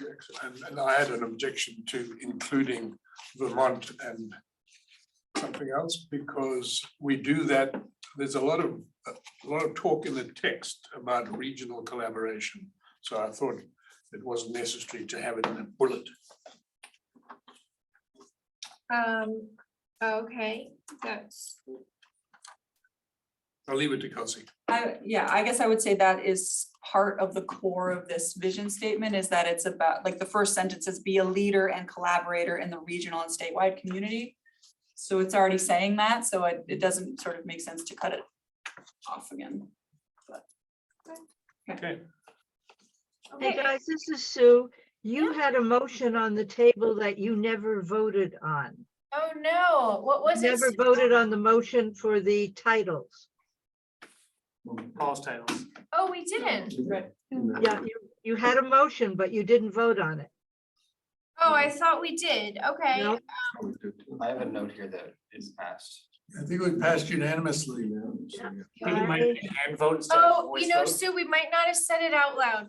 Okay, Okay, so there were some nodded heads, but no. we didn't say it out loud. So do people remember the motion so that we can do a revote on it now? It's just a Is that- motion for the language. It's a Yeah. motion with the language of the titles? Yeah. Okay, all in favor of the motion? Say aye. Okay, Unanimous. Thank you, Sue. I just looked around. Anything else on the introduction before we move to agenda item 6, which is about the land use areas? Actually, sounds too often. Okay, Paul's gonna try to get us to do it in 15 minutes, so we'll go real fast. Future land use areas. Anyone? 68. This is the second time we're seeing 68 of the summer. this. Of the draft. Yeah. So this is, just a reminder, this is, so last meeting you talked about the types of environments, the low density, Low scale. low scale residential areas, the mixed use areas, et cetera. These are the more geographically oriented. So what about the specific geography of the various different parts of the city requires a greater emphasis on the subjects that you spoke about? So that's really the theme here. So Shelburne Road itself is a substantial feature that has implications for the airport, the natural resources of the southeast quadrant, et cetera. So I have it starting on page 78 70. Of the whole package. Yeah, of the draft. so No, I have it on page 68. So I guess I was, Sorry. 60. so I just got a question. yeah, go ahead, Chris. So I originally had looked at what was sent out for the last meeting. And then for this meeting, it's similar, but the page numbers are different and there's some other things inserted. So we should be on what says draft, Yeah, right? it's been 66. 2023, 623. Mhm. And then, so I had started lining up where on page 68, it says land use plan. So that first, from page So- 68 to page 78 is what was discussed last time. Okay, okay. so That's the land how I use, mixed that's, up those are the my- land use types Oh, of okay. like low scale residential or principally commercial, all of that as citywide land use types that will be what shows up on the future land use plan. Those are the different colors on the land use plan. Okay, And what we're talking about now is there are some geographic specific things that should be called out that make different areas a little bit different. It's this one. Different The one that's from the called text. the draft of June 2023, right? that's it, but we start on page 70. It says Page geographical land use 78. areas. Geographic land use areas, halfway down page 78. Can I Starts with central area. currently. I have kind of a technical question about the central area. When it talks about the TIF, is there a need to list the specific improvements along with the like future ones, along with the current projects? Because I think it lists current projects, like would there be some kind of problem with adding, like if we added new projects? So the TIF, I don't think can add any new TIF funded projects. The time has run out for adding new projects under the TIF funding Okay, district. then. new So que- everything that, yeah, so March, the town meeting vote in March was kind of up on the deadline of when they could add more TIF projects that are funded by the next 20 years of TIF financing. Perfect, then no change. Michael, you want to Yes, on this list of areas, I have a question whether we have now replaced the word quadrant with area. Yes, Okay, because there's a lot of places where you, I know. and you'll see them in my, I will Yep. send it to you. And this is, full disclosure, you got this packet at 3:30 on Friday. This was a full court press to get it out before the weekend, because I knew, this is when you had the opportunity to review it before this meeting. There are typos and some terminology mismatches and things that I will be You'll working find on. them in here. cleaning them I'm up. not going to go over Yep. that. But I did have a question of the southeast area includes areas south of I-89 and east of, yeah, that's right, east of Spear. Yep. Should we give the southern boundary as well? It's It's the town line, right? Yep. Shelburne town. line. I mean, I think we can. I mean, You could say definitionally, all the land farthest South and west, and that. Yep. Does. south and Yeah, I east. think that's. Well, and south of If what? it is all land south and east, Yeah. then it does it. Including the areas. That's it. Okay. I just want to be clear and make sure everybody doesn't get confused. anything else? We can kind of Um, maybe go through, I mean, we can do it in order, which, anything in central area?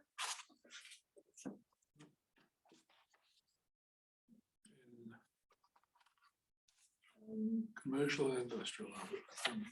Above that. Okay, then how about northwest area? Starts on page 80.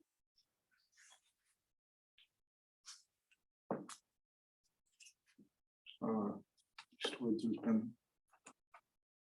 Eastwoods is not there, Eastwoods is southwest. southwest. Is that right? Yeah. Am I all turned Northwest. around? South- Southwest. Southwest for the purpose of the plan. Because it's more connected to More Shelburne Shelburne. Road than it is to Williston Oh, Road. northwest, yeah, okay, sorry. Yeah.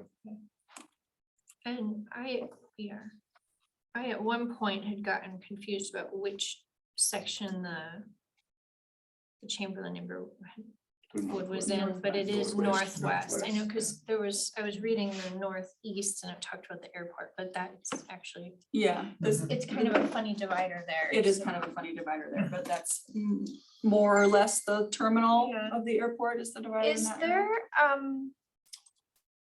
there gonna be a map that kind of shows these? I know in our old one, we had a like Mhm. quadrant map. I know there's Yeah. not quadrants anymore, but we have an area map that'll be We can. eventually in Yep. somewhere. So this is the 2016 one. We're thinking that it would be very, very similar with the exception that this sort of weird too tight, sorry. The weird hourglass shape that shows the central district, central area. It's a little odd that it leaves out the Brookwood neighborhood.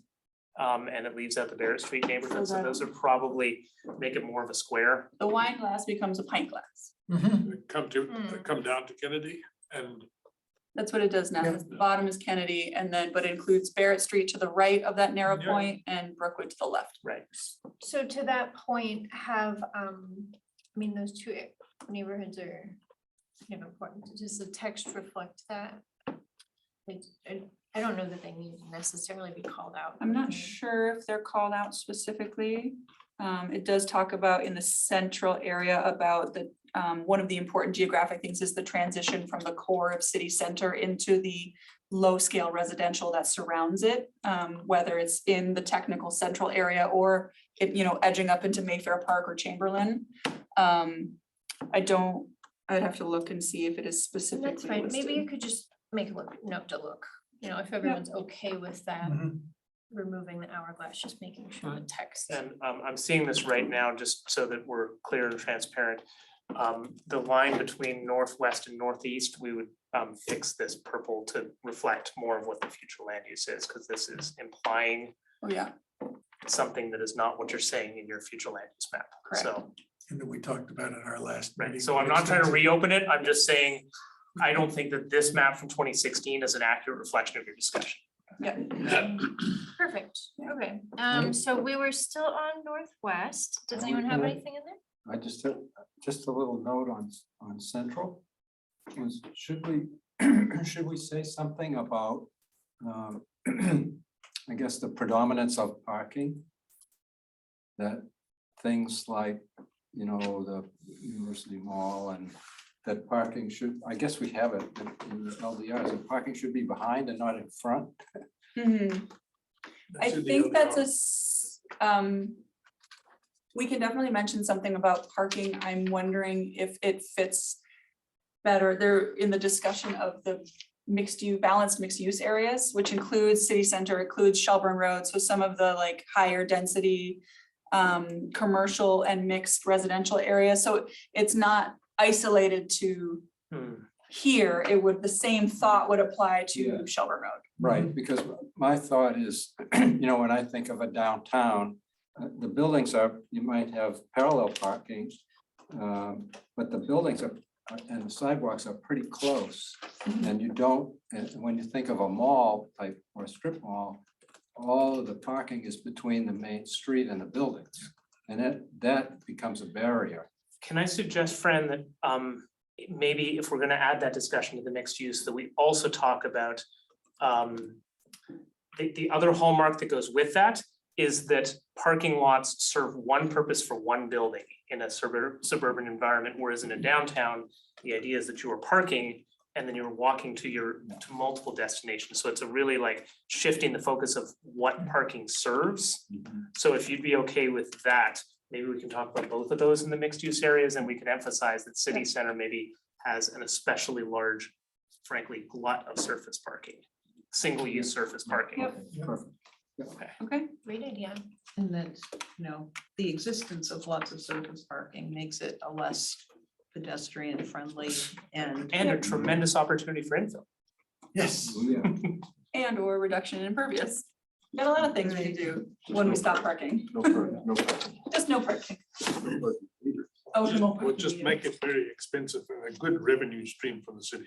You and Paul have to You get that you out. might have both said opposite things, so we're gonna move on. It sounds like we're talking Okay, about. let's 15 get minutes back in, to so there's our, okay, so we're conspiracy on, around that. I don't, we're on Northwest. Mhm. Anyone have anything in there? Okay, Northeast.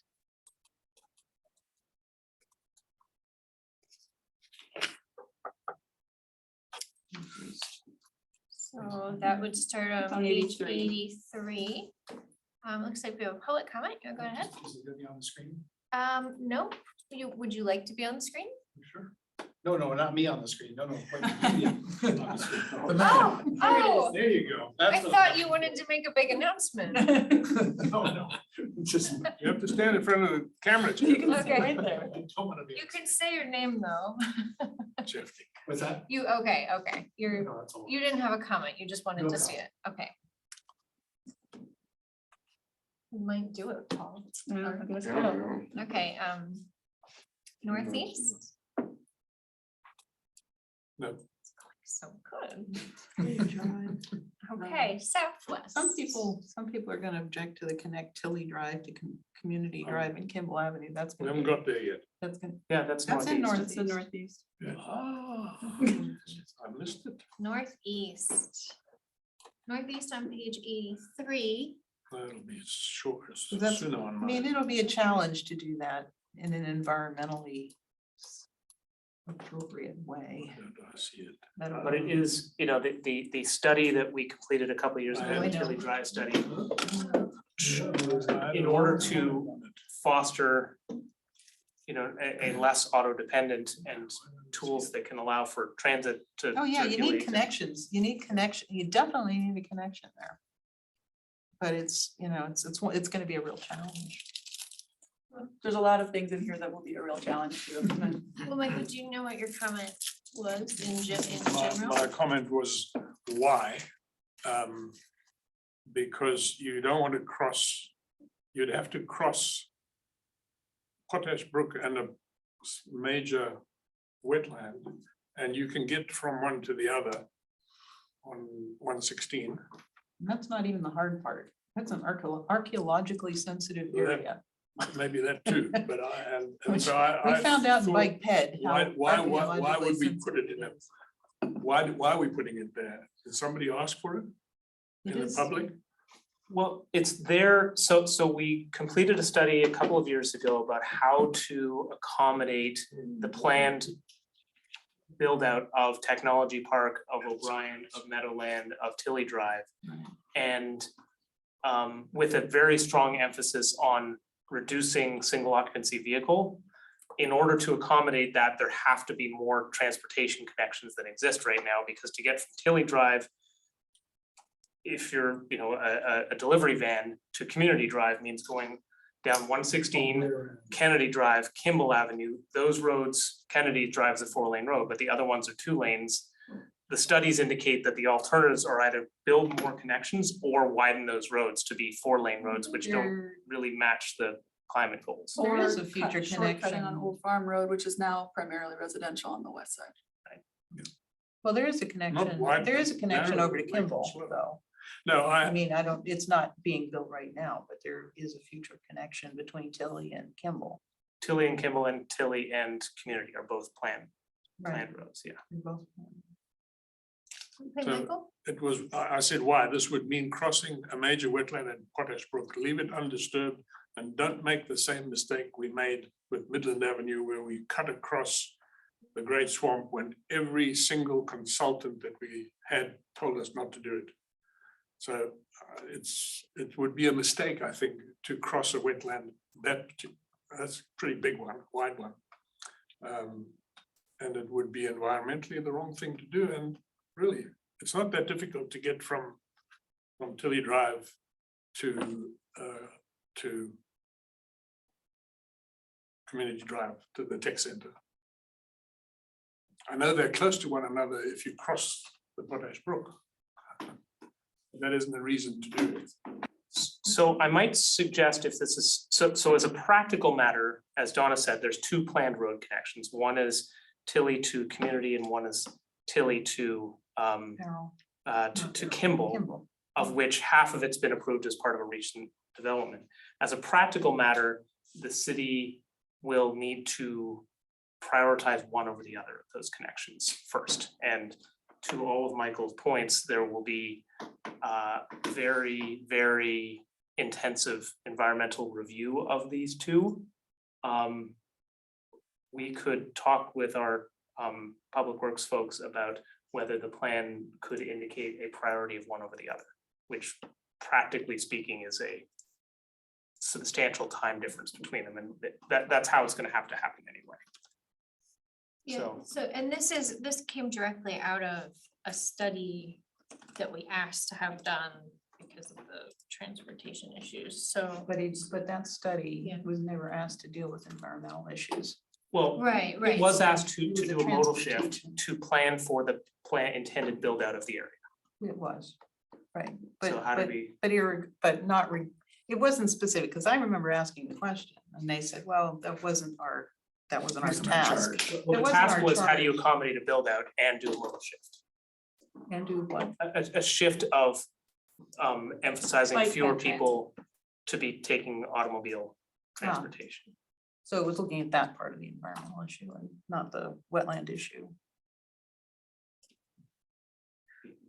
So Yeah, it's- so I It mean, was there kind of might the be same thing, things. it was sort of the same thing that happened with Swiss Street Extension. You know, it was just looking at the transportation issues, but it never really considered the environmental issues. So, Hard to balance those. maybe, so, I mean, all those things would be kind of balanced in the, whether or not they would get permitted and like fit with our land use and everything at the time. I mean, this is really trying to address the, Although having it in the comprehensive looking plan puts a further. lot more Yeah. force behind it. The reason I was particular about it is because these sections don't have goals, they only have actions. Mhm. And an action to me means quite a lot. So It means an intention. this is very likely splitting hairs and I don't want anybody giving me attitude about it, but it technically says connect Tilly Drive to Community Drive and Kimball Avenue. So that could be It the, doesn't say this way. It could be choosing between the two alternatives of one going north from from Tilly to Kimball and not doing a new crossing directly to Community Drive. There's two planned roadways. This is just it's saying connect Tilly Drive to Community Drive and Kimball Avenue. It doesn't Somewhere. say this way, not this way. there is a rec path there. So There is a rec path. Technically, yeah, it's already so connected. maybe that would even There's a be. footbridge. Do you think that by saying You can connect run- Tilly you can Drive run. area to Yep. Community Drive, It's close to Yep. Kimball Can. Avenue area is Yep. maybe kind of softening it just to say we want to make sure there's connections that happen. So it's not necessarily the roads themselves that Yeah. are connected. Right, because if you say area, you're kind of Connecting leaving this it area to open this area, you to- might do it this way or this way or. It is a softer way to say it, and it opens a broader range of scoping Options, opportunities. yeah. Yeah, That's the effect of adding area. Yep. To that, Sounds like that's the intent. more or less. we're not being specific about a road. Okay. I had another question about reserving land space for a potential. Michael, I'm sorry, can I just ask, but before you guys finish that subject, is this relate to the city map showing a road where Lou's Crossing is now? It is related to both a city official map showing a road where the Lou's Crossing is between Tilly Drive and Community Drive, and the roadway connection between Tilly Drive and Kimball Avenue, Okay, half of which is gonna be, the northern half of which has been approved for construction. okay, because I mean, I have received feedback from residents to consider amending the city official map to remove that roadway, so I think we want to keep this a little softer. You know, I mean, along the lines of what you guys have been saying, but something like, you know, consider access, but not to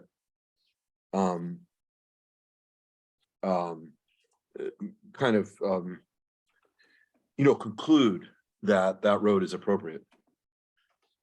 Consider access between Tilly Drive and Community Yeah. Drive I think so. as opposed to that- connect. You could, well, could consider connections or something like that, or, but, you know, just something softer. Area does that. Area does. Yeah, yeah, Okay, yeah, okay. Yeah, good feedback, Andrew. What was your cycle? The one of the point above it, which is reserve space, land space for a potential exit B for consideration by future generations. I think that could also be softened, that we should acknowledge that we might need it. But I don't want to preclude that land being used for other more productive purposes in future. Can you add a few words, Michael, as to what you mean by preclude others? So the purpose of the language here is to make sure that it stays on the official map, Yes. that it doesn't become 600 homes. development that Hospital. precludes 50 years from now, if that ever is needed. We need housing, so put it there.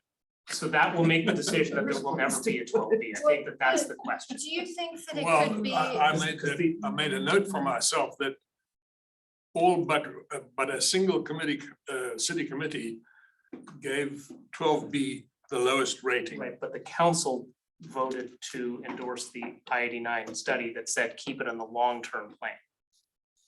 There's a study that talked about 13.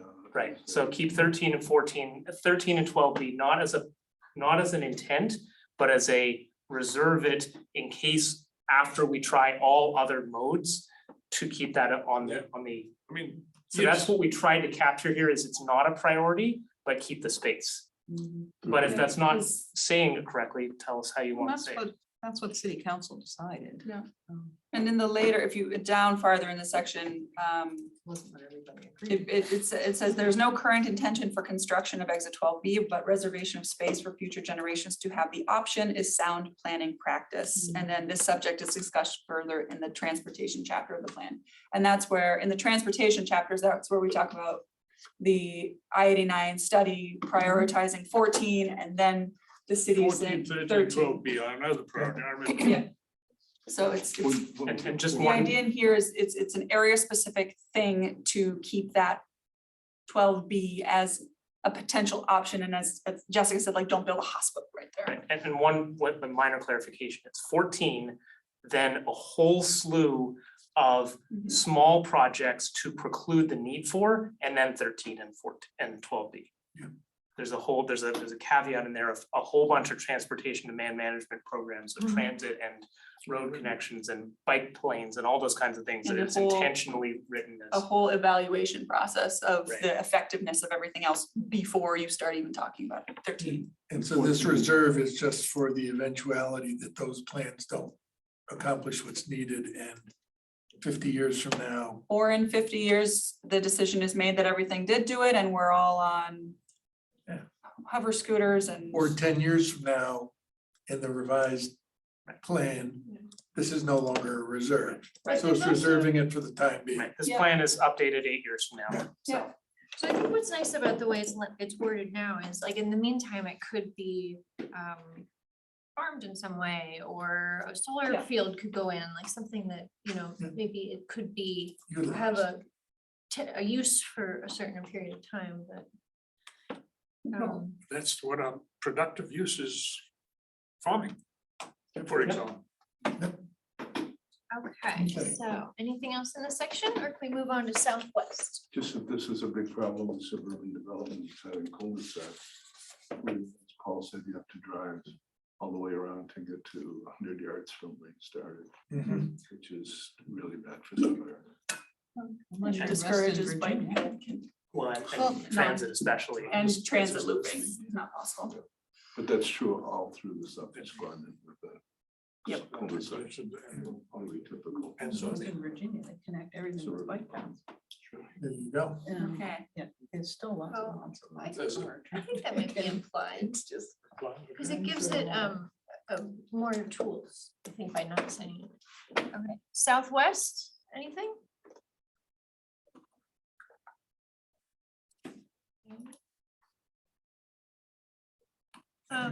Something before you move on. Sure, so go ahead, Sarah. It's back on the last section, but it rolled by my vision at one point, a little sentence that references the historical rural housing area along Old Farm Road. I don't think that has any point to be in here. If you drive Old Farm Road as I do every day, it's anything but that now. Already, it's gone. It's history. So why have it? Sarah, I thought I took out a Right. reference to that, but I will look for it. Yeah, I think that's a good It point. was on the screen a second ago. Okay. Regrettably, that has been destroyed. Oh, okay. Yeah, Kelsey, if Yep, I I could found find it. that. Yep. One thing that I actually don't see in here, but I saw in our packet for last week was there's a little section on energy sighting. It It was is, tacked on the end it last week. is now but in then- energy, Okay, because And- it was there, it felt like it should be. and I guess I just wondered, from your kind of technical perspective, does it need to be stronger? Language, because I know, like in the past, it might still be the case, like the Energy Commission will like look at our comp plan for guidance on what to do with energy siting projects. I just wasn't sure if you felt like that was strong enough at this point, or. We can take a look at it. The thing that's changed between 2016 and now is that the target is that this plan will be considered an enhanced energy plan, which will give the city a stronger voice to actively participate and be given substantial deference in our feedback, Okay. so that we can be a little bit more specific in our individual feedback and it gets actual weight. But it's a fair point and we will look at that between now and that July draft. We're working with the Regional Planning Commission to make sure that we're meeting all of those target requirements and we can Yeah. scrub it for that too. Yeah, there are some additional energy related statistics and goals and things that we need to include that I have in a 10-page memo from the CCRPC that I have not integrated fully. Okay. That's great. Anything else on these land use sections before we move into the map? Just a quick note in Southwest, you talked about this throughout, but one of the big pieces of feedback that we got in the community conversations was creating more sense of place along Shelburne Road. So that's a much stronger emphasis in this plan than any prior plan. Park space, community gathering space, integrating the commercial with the neighborhoods next to them. That's pretty new stuff. And I think it's right in line with everything we're talking about, but. I like We're the keeping Southwest fairly area low actions. use Property to the city of Shelburne. Okay, Ryan, did you have something for us? Yeah, connecting a couple of these different sections and related to transportation, like Michael's comments with 12B, the I-89 corridor study said that exit 13 would reduce demand on exit 14 more than 12B, which was part of the emphasis for it, but it's still not significant enough to help alleviate a lot of the industrial and airport generated traffic that will be using Williston Road. And the goal of the city is to reduce Williston Road to 2 lanes, which was newly added last time we reviewed this. And so to get at that type of reduction on a major arterial near an exit, the city needs to keep open spaces to adjoin other areas of highway and connect other arterial roads in order to incorporate Williston Road into an actual downtown format. And so it might be useful to explain the process and also list the challenges, like when we talk about the central district, it mentions that there's high traffic volumes, but specifically the adjoiningness of this busiest intersection in the state and a state route and the number of lanes, that these are all deterrences for it being a usable, friendly space for pedestrians, regular commerce, and also bikes.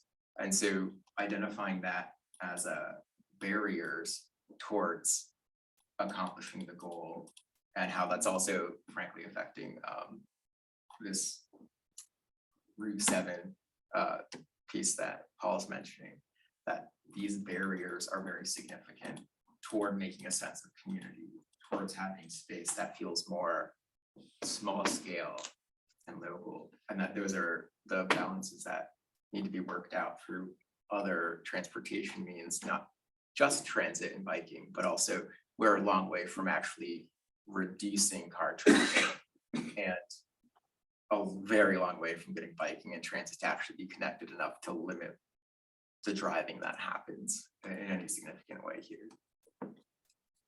So I know the plan in different spots addresses a lot of what you just said. Do you,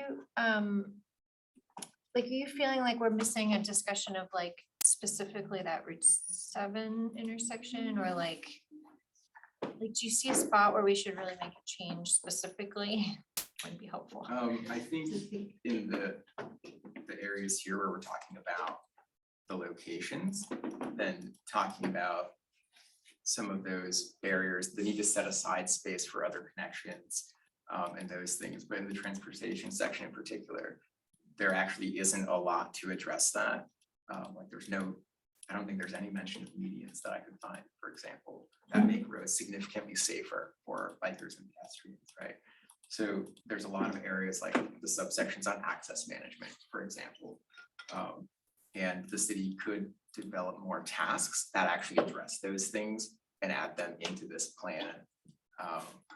Like some tactical urbanism, trying to work with, actually the Cars to People study from 2012, recommending to get lines and agreements between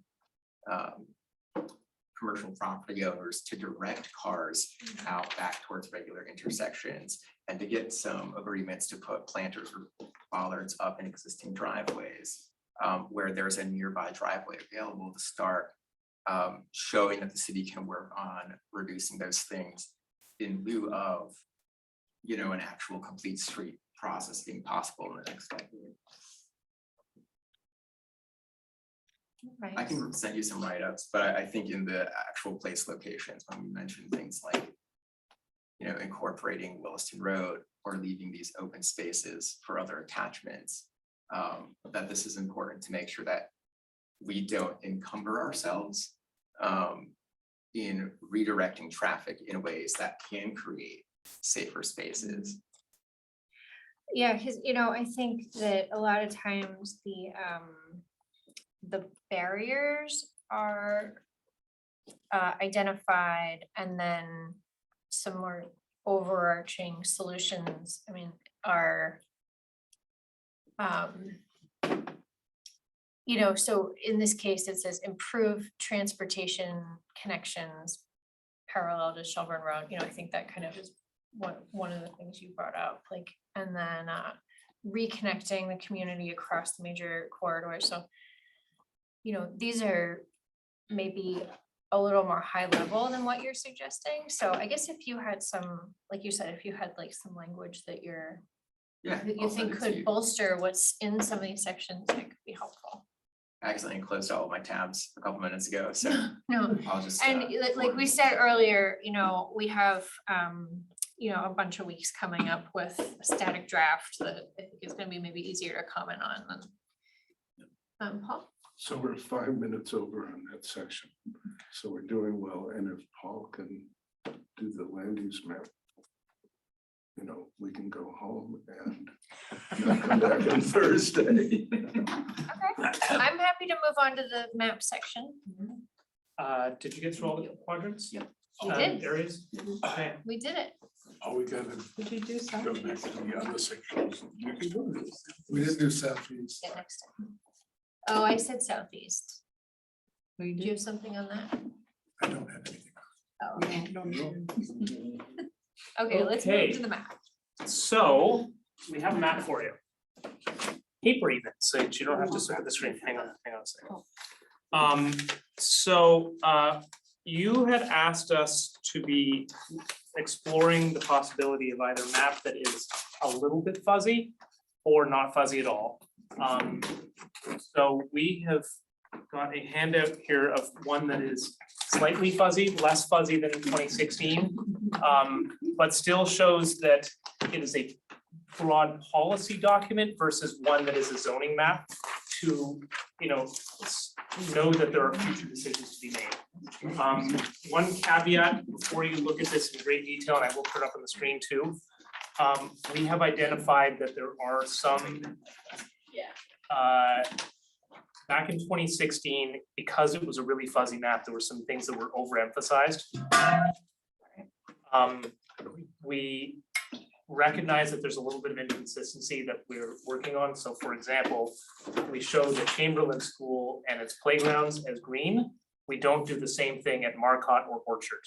And so we think that we should be consistent and show, the intent was to show sort of green areas like, the playgrounds that exist at Chamberlain, to repeat that same thing. And we're thinking that a cutoff might be 3-ish acres of green, so that we're not down to every single individual parcel, but to show where there's a green space in a neighborhood that's a feature of it. So we recognize there's a little bit of inconsistency in that we're missing a couple of the new ones that will be coming online as part of O'Brien, for example, And South Village. and South Village. So I just want to put that as a caveat. Yeah, and I'm gonna put this up on the screen. I'm gonna put the static map up, but we can also at any point pull up the data.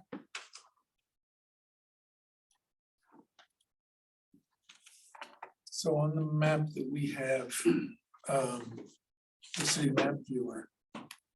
Does You this, don't have this. this site fuzzy fuzzy. doesn't exist? That's- I got it this afternoon, Okay, so it is super hot off the press, What you have is the sharp version. I have the sharp vision version, yeah. right? So it's the same data, but it's being shown in a way that, at least from our recommendation, is a little more reflective of it being a policy document, that there's decisions to be made without, but again, we're trying to thread this needle without sort of suggesting that we don't have a plan. It's been And- fu- and it's been also- fuzzy. And also allow for more visually show transition. Yeah. Cause there are a few areas through the map where you'll see red against green. Right, And and if to the- imply that, you know, it's gonna be 8-story buildings and then single family homes. Not even single family homes, green. Green. Like, Well, whatever it might be, that to show it as a hard line implies that there is no idea that that there should be a transition between. or policy decision at that transition area. I like a little fuzzy.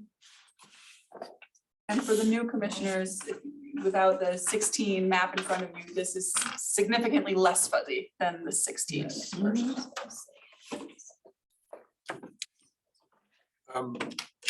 You, in one of the layers, have you been able to pick out those two categories of land that is unbuilt and is suitable for building and or suitable for conserving? That's that We- that's that 8%, I guess. Mhm. Yes, so we have submitted that to the folks who are doing the mapping. We asked to prioritize this first, but we did give it to them and we are We'll get it. aggressively working to get them all delivered to you, but we said this is number one priority. Is it possible to roll the map up to see more of it? Thank you. Thanks. I could show the whole city, but then it just becomes too, So no. if we were an east-west city instead of north-south, it would be easier for computers. So Be Paul- good. Paul, Yes, I actually rotated it 90 degrees on my screen. as a it makes it- geographer, I'm not allowed to do that. And north there Actually- always has to be north, it's If you left For button, it real? rotates automatically and you can get a much bigger view. I'm happy to do that if folks would like to. do that. As an engineer, I just turn my map. I want everything wanna to be go out there? oriented in the plan view. Yeah, It's my whole river. In fact, I like to have my river go across the page regardless of north. That's a water person. I'm- You can hold it up. like The this, north for it is some to weird go. direction. That's This is weird. completely, you know, at Lori's request to show how much Other I people may not respect him like as a it, but- human. Yeah, I don't like it because the Delta farm is now on the east and I know it's in the north. Well, now it looks like Louisiana. no, the north is just to your right, sir. Right, so now we don't have Red Rocks parking, but. Well, what I'm hearing is everybody likes it. Is the, Um, no, okay, well, let's have, just people I have think some both, comments or we should have discussion? both. I have questions. Sure. Yeah. And I'll start over with the Farrell property. Where you've got the shoreline in green as conserved, which currently, Future land use yes, vision. I understand that. Okay. But, and then you've got the low density. My question is, as you do that vision, how did you choose where the line between the conserved and the low density would be as opposed to Sure, moving so- conserved further towards Shelburne Road? Yep, so in this case, the green band that is shown along the shoreline is from prior plans and our official map of a stated objective of having a park in that area. Mhm. And then the green at the north is the habitat block. Yeah, I understand. So that. that's where the green is, and then the remainder is shown as the yellow reflective of the work that you did in the PUD and environmental protection standards. In practice, there's also a bunch of wetlands in there. So the question I have is, we've got green, yellow, red, Mhm. right? Would it be possible to move the green closer to the red and the red closer to the green and get rid of the yellow in between? The line between the red and the yellow is the railway. Okay, So that's a pretty hard line in terms of physical geographies. Yeah. If you wanted to bring the red further west, that would be suggesting that you want to see intense action development on the other side of the the other side railroad. of the railroad, which I think is, I'd rather see the green, logistically- I'd rather see the green line come all the way up to the railroad. And have intense development Closer to Shelburne. clustered to Shelburne Road, so that you could get the same or more number of houses on that property without sacrificing that open space, which is currently a significant wildlife corridor, north-south, which went all the way to Englesby Brook until the Southern Connector got put through this last year. The Champlain Parkway, but that whole area is a pretty substantial habitat block. And I don't know how we do being new to this position, I don't know how we can set up our zoning so that we can have those protected blocks and increase development. But that was just something I wanted to bring up in that area. And I have similar questions in other areas of the map. And also the medium density or the medium intensity on Dorset Street where the cider mill is, you show the medium intensity, and which really creates sort of a local hub in that section of the city.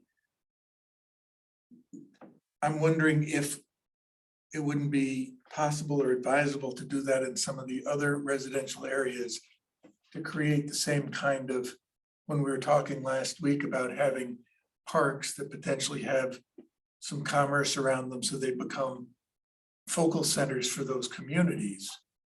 Whether it wouldn't be advisable to have designated areas like that in some of these other residential areas. So I think my first reaction to what you're saying about the residential areas is that the scale of commercial that you're talking about, like a cafe and store on the park, would not be precluded in the yellow. So it does, you don't need to put it as orange do that. to achieve that because of the description of yellow now includes some commercial use. So that kind of scale, like a couple of commercial things around a small park, Good work. is covered by the yellow things, and I don't think we're in a position to be able to say like this dot, this dot, this dot is where we want those things to happen. Right. Being a little bit broader in our vision allows a bit more flexibility with, because I have to remember especially that this is not just an exercise on paper, these are all people's properties that, Exactly. you know, it might not be this guy's property, it might be this person, this woman 3 doors down, and you don't want them to be in or out of an orange and it become a thing like that. So I guess making the description of yellow broader instead of identifying those nodes specifically is a more effective future land use tool in And this the kind of. orange one on Dorset Street is already there. It's already there and shown as red in the 2016 plan, It's shown which as red. has always felt like a little bit of a disconnect because it implies city center. Yeah. When it's Shelburne. really supposed to be a hub of activity, but not at the scale of Shelburne Road. So the orange is trying to keep the idea that there's a node of activity that is a little bit more intense than just a couple of stores in theory. You know, but not much more. and some higher, medium scale housing as well. Yeah, There's some questions up here and then I'll. I'd like to see that the red area north of Williston Road be this purpley color, commercial with housing or housing with commercial. It's one of the few places where we can go So really dense. I think that It's in the that is what the red is supposed to reflect. I think higher intensity, but it doesn't say mixed. It does, these labels will be modified. That is the balanced mixed use category. That's the same as, that's city center. Right, and the purple is really supposed to be industrial with housing or business park with housing. Yeah, I can see where that is. So, yeah, the labeling, I missed Yeah, it, I the apologize. labeling and the narrative is for red is something like balanced, high scale, mixed use.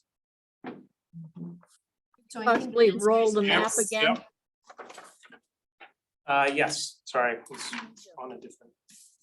And I think that's a good point that the paper map and the online map have kind of old names. And that the new names for each of these categories, along with their big descriptions, are in the text Yep. of the draft. And using the word scale instead of intensity is one of Yeah. the major changes. So could that area then be expanded in this future use map, this red on the north side of Williston Road? Only if you want to, so we drew it where you drew the habitat blocks. You mean into the green? So, No, not into the green, into the yellow. So you're saying further east. So that's going into the Chamberlain neighborhood area. Around White Street, for example. Right. Yeah. Not all the way up. That's No, mine. Chamberlain, no. Yeah. sorry. Chamberlain is north, Forgot that I was- There's commercial. northwest along of that. Sure. That section of Williston already though. So the red currently, this is White Street here, this is Patchen. Patchen Road, this is JC Park right up here. Yep. And then the red extends to about where the offices of the other paper are, which is a I know couple where of. that is, but northeast of where your cursor is, yeah, in there, that yellow area. So that's right into this largely single family home That's neighborhood. Right, that's residential. single family right Yeah, there. but at some point it'll be redeveloped. But along Williston Road, I mean, there's already commercial properties. Huh? But it's I think that neighborhood already gets a lot of Through, so pressure. Donna, through that section of Williston Road, there are commercial properties. They are fairly sporadic. Like mentally, you have a map of commercial properties in there, but if you actually look at the parcels, it's quite a lot of single family residential and occasional commercial. There's a little bit in the text at some point about that corridor of Williston Road maybe being a little bit more mixed, but still basically being in the yellow category. That's why I was thinking it might be in the orange category. Yeah, so we were debating We kinda that went at the on. staff level, and we were trying to, there is some. There's some interest that came actually, I think, out of the TDR committee about thinking of, could there be townhouse scale? Right. For example, Yeah, it'd along be that first housing block still, back. but- And then I think the question for you all is. The shading is a little bit of an art and a little bit of a science. Would it be is it a more clear message to suggest that if you're looking at townhouse scale along there to show a narrow band of orange, to suggest a change there, or is that implying too much change? I think we're right on the fence about it, so if you feel like it would be good to show a little band of orange, similar to the little band of orange that's right Orange. here. This is along, Going exactly opposite direction than what I'm talking well, about. I'm answering Donna's question though. Okay, I ain't finished yet. Okay, well, Donna had a related question, almost Go in the ahead. same area. Finish. Yeah, so So we did do there's a little orange band in here, which is hard to see because it happens to also be what happens if you blend yellow and red. But But that's kind of the point. that's right here, this is the east end of Market Street, where the townhomes were put in.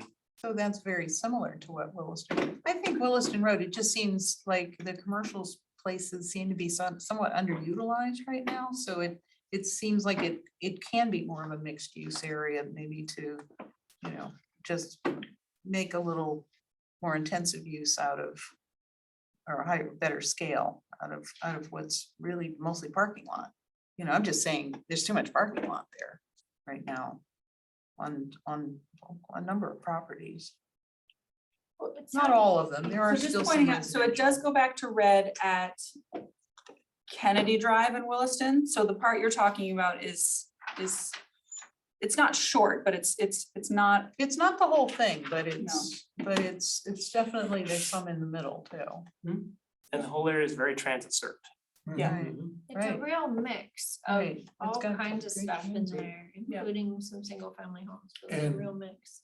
If Orange were along that corridor, it would allow for denser residential, but it would also allow for feeder businesses that could support walkability for the neighborhoods that are on either side of Williston Road. Right. As Paul said, we Um, went back and forth think about tower, whether think to tower. call it out or not. call it Tower, out. yes. Well, it sounds So- like Michael's, you were kind of suggesting a little bit along there too. like Yeah, no, where- the red area from from the hotels on Dorset Street to White Street, that's a strip development of, I mean, it's old, been there for, we wouldn't do it today. Mhm. But behind that strip development is one of the few opportunities we have for extremely dense housing within the walking distance of everything. Mhm. So from a future town planning point of view or future land use map, that would be the place. So it is red. Paul's saying it is red. That's right there, I think that you're talking about, Mike. It is red all the But way I up. think to that And that can be you're gonna housing. have along the street, fronting on the street, you still can have commercial. So that's why I picked on the purple. The purple would suggest that it should be mostly Industrial. industrial with a little bit of residential. If what you're If saying it's is, industrial, we'll need another color. No, red is what you're talking about. Yeah. That Red- is Red red. is higher intensity is high with intensity. residential. it's a true mixed use environment. That's the wrong, That word is Okay, wrong. Okay, it's okay, called, okay. yeah, no, and this is important, I guess, for everyone. The red is actually called balanced, high scale mixed use. So I think it's actually exactly what you're saying. So it could have tower residential Mhm. and residential parks and You could have a commercial only building. It could have a residential. Well, and I think importantly, this is a future land use map. Yeah. So nothing precludes you, for example, right on Market Street, you decided, or the planning commission and council a few years ago decided to make one block that had to be commercial first floor. And then other areas could be, is agnostic. Nothing in there says that you couldn't do exactly what Michael was saying, which is to say, the second block back should be high intensity residential, the Yeah. first block back Should be not is so high, commercial. should be the low. area should be an intense, a higher scale mixed use area. yes. That's why, that's, I think, the big distinction between a zoning map and a plan map that is just sending an idea, this is a mixed use area. Just very keen on the future use possibility of having commercial with residential above, along maybe fronting on the, on this. on Exactly what's Williston, happening at and the high former, rise behind. it's exactly what's happening at the former Holiday Inn site Yeah. right now. Yeah. Commercial first story, Oh, that's what, I haven't actually seen that one. Michael, that section is very much like the section that's Farrell Street. Mhm. So, and there are 1,000 people, there are 1,000 Except people. Farrell Streets, there's no green space between those buildings, and they're only So 4 or I'm not 5 levels. advocating for Farrell Street, I'm just saying size wise, same and color. proximity to Williston Road, It's the same color. like, It's just like proximity to the Spear Street, yeah, well, it's a, they're very similar, okay? What you do with them, I mean, it's up to you, right? You're the planning commissioner, but. Okay, well, well, thank you very much. You can all go home. I'm gonna do it all. well, so- It's it is, comparable in size and location to Williston Road, as Farrell Street is to Yeah. Shelburne Road. yeah, it's a really good point. So I think just to kind of go back to Donna's point, and I think that there was some discussion and kind of feeds into what we just talked about, the idea of kind of right along Williston Road, having some orange. That, I mean, I heard some head nodding, I saw some head nodding and. Okay, so I guess before we do any kind of voting to add, it looks like maybe we could take some comment on this. Is this about this? Okay, you gonna go ahead? Yeah, thank you. So that Send Cards to People study I referenced earlier from 2012 actually did do a lot of public outreach about the Williston Road corridor. And there was a very big emphasis on trying to keep that section that's in yellow from developing out of that same scale. And And so the city has been moving towards policies to try to enforce that, make it safer to cross, like, the crossing walks that they're gonna put in with the pedestrian islands and making it safer to bike, et cetera. That being said, there is a difference on different parts of that block and different sides of the street. Some of them do have very tiny lots with lots of homes close together. Other sections of that are like Pillsbury Manor and the Ethan Allen Motel that are larger lots and could be redeveloped at a higher density without having huge adverse effects on the rest of that. So if you think more towards that red node on the east side, that's where some of those larger lots are located, but actually the lots closer to city center are those very small lots that reflect that kind of housing style that the community was really happy about and advocated for a lot back during that public outreach. Just for you guys to sort of remember. Yeah, no, I think I do remember that a lot. And like some site visit, we did like a site visit out there. Well, I guess that was part of the form-based code, but I think the two properties that you mentioned, Pillsbury Manor and the Ethan Allen Motel, are the two that I have in my head to think, narrow orange could make sense there.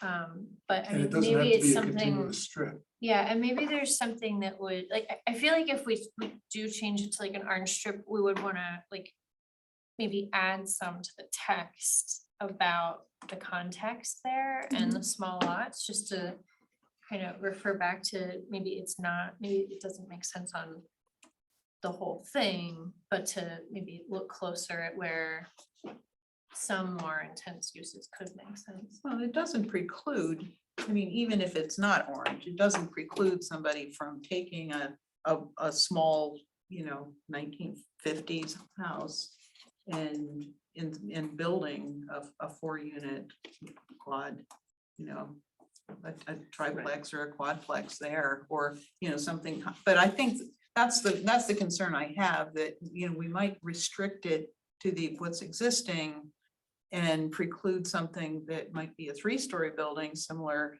to what's on Market Street, that could potentially be a better use of the land, or even just additions, maybe making some of those houses larger and potentially making them into duplexes. It just, I just wouldn't want to restrict the use of those properties. And, I see nothing wrong with leaving houses there the way they are.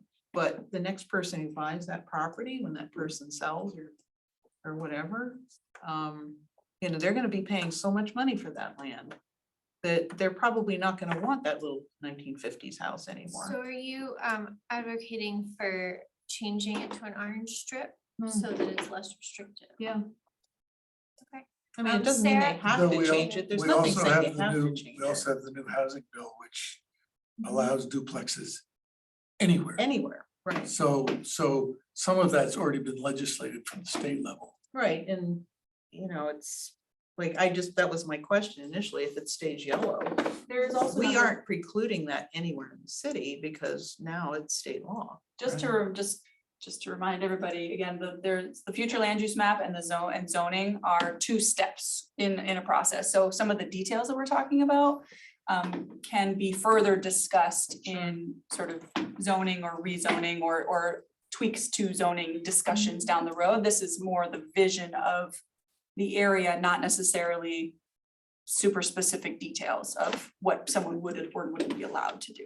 Something that putting an orange band in there might do is to draw a little bit of attention to yourselves and your future versions of yourselves to spend more time on that area about thinking about its future. So showing that you're thinking about something is the initiation of a project for saying, what should that, how do you do in the way that you're talking about? It's a form-based code area. And Sarah, I saw your hand was up. Yeah, I just wondered if that could be a broken orange line to somehow convey the idea that every block of that distance wouldn't necessarily get the same treatment ultimately. Yeah, it's a good point, Sarah, and either showing it that way or having a really specific maybe action item to address this area, because we know it's not. I'd recommend the action item more because I think if you show a broken line here, then it implies that you're not doing that somewhere else on the map where you might want to be equally attentive. Because anytime something looks different, there's a choice made, but if you say, there could be an action to say carefully written about, explore how to, appropriately, judiciously, look at this area. Actually having the thin orange line, or really any orange line, kind of makes it jump right off the map, because the whole rest of the map is the sort of fuzzy. And it makes Well, I that mean, look this like is- it's something right, very it's- specific, It will also be fuzzy. I just don't have the capability to do that on the fly right now. Right, but to do a thin line, there's a limit to the fuzziness of a thin line. Do you see what I'm saying? I mean, maybe it's better to just leave the orange off there. I'm talking myself right around in a circle. And instead put some prose in the area that says, there's an opportunity for further thought along those blocks in the future. Paul, do you think just kind of functionally, if we left it yellow and had an action item to kind of address this area and consider higher intensity uses, would that be reasonable if then maybe in 5 years, we were trying to make a change to the land development regulations to have more stuff there, would that work? So you do have the opportunity to update your plan if something arose later. But also if you, we could put something in the discussion about,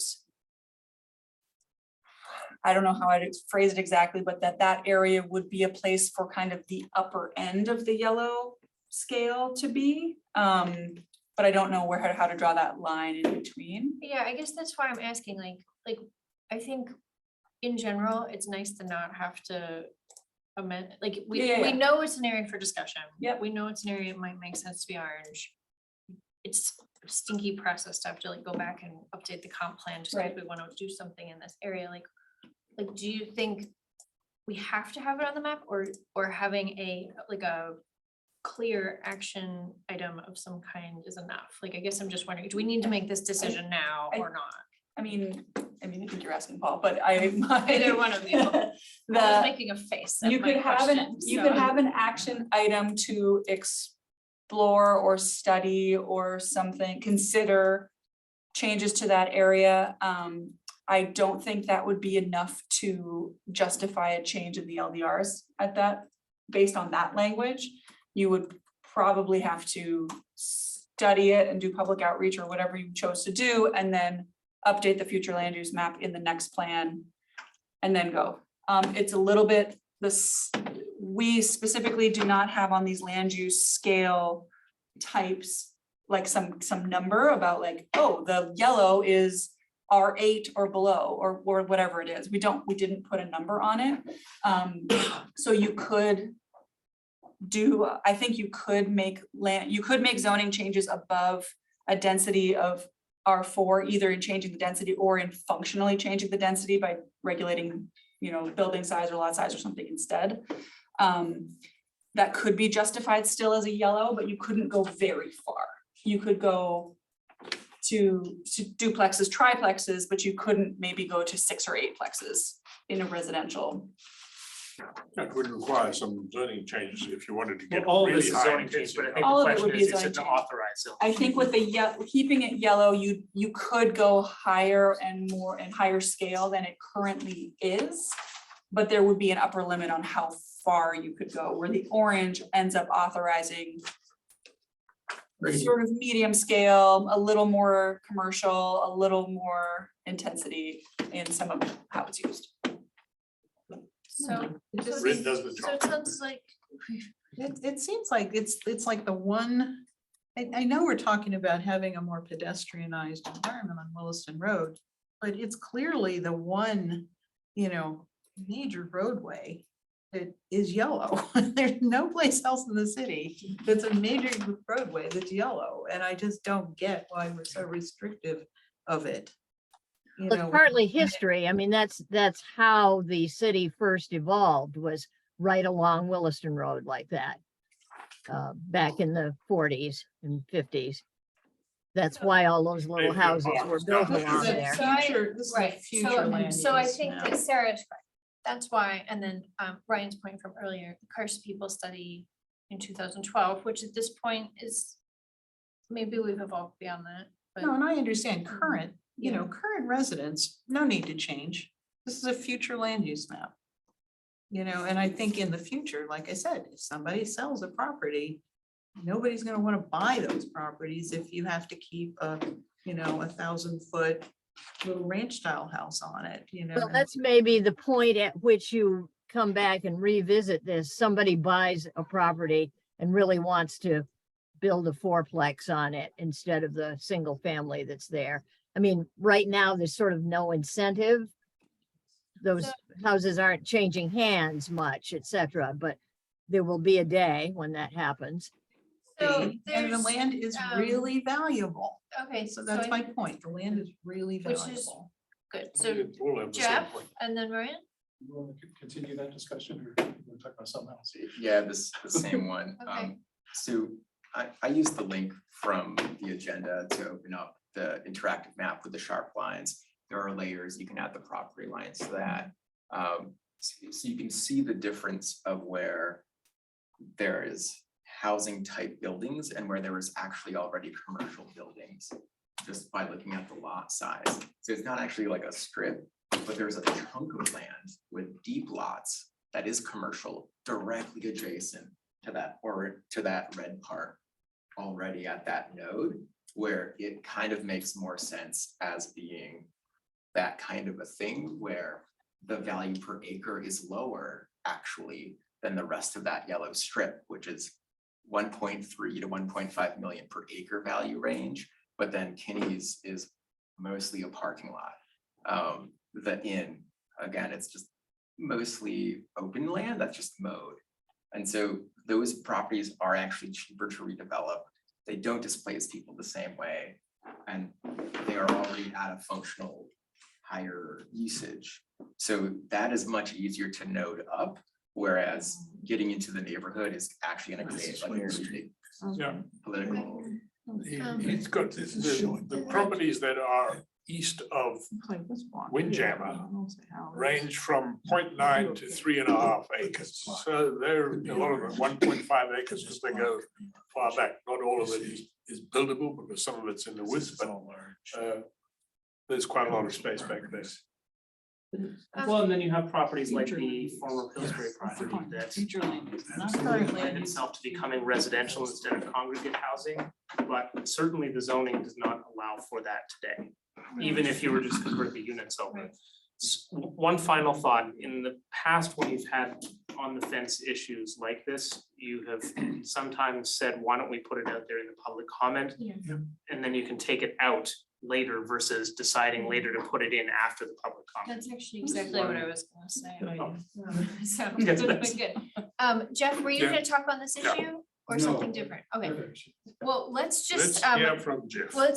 can we just finish the orange line discussion real quick and then get to Jeff? Yeah, finish Is that- that Okay, okay, so what I was gonna suggest is that exactly what Paul said, is that I think that this is a great thing to get feedback on. I think the last time we solicited feedback on this was in 2012, and we've had a lot of discussions about more stuff near transit, and this is transit. So it feels like to me, we've heard enough from the public and about, you know, people being connected and using transit since then, that this seems like something to put on for public comment. We can tell people specifically it's on there for public comment and see what we get. So, That's a great and idea. then decide. And it's not zoning. This is just kind of opening. Future land yeah, use. Future. Dreaming. Okay, does that seem like a good idea? Yep. Very Okay. good. Does that need to be a motion? Do we need a motion for a change? I think we can figure out something like that. For the map.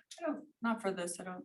I would like to get a motion before you finish tonight on whether what you want it to display is this slightly fuzzy one, because I know that's been a discussion. I think that that's where you're leading, but I think that because it's gonna be front and center, that maybe you can endorse what it looks like at the. We'll do that after we hear from Nick. Okay. Jeff, sorry. Hi, for those of you who don't know me, I'm Jeff Nick, I'm a partner in the Hill Farm on Heinsberg Road. And you gotta help me out here, because I'm very confused hearing all of this discussion about the housing needs, and the concerns about the climate and sustainability, land uses, and I look at the plan that was put forth in 2016, which I have, which is showing for the Hill Farm, medium and higher intensity, principally non-residential, showing a fairly good chunk of the land along Heinsberg Road is that zone. Medium intensity, residential to mixed use, lower intensity, principally residential, and then a very low intensity, the open space. And we actually had a plan that we showed the town in 2015 that mimicked this. And you came up with your plan based on our mixed use plan that we provided, and everybody liked it back in 2015.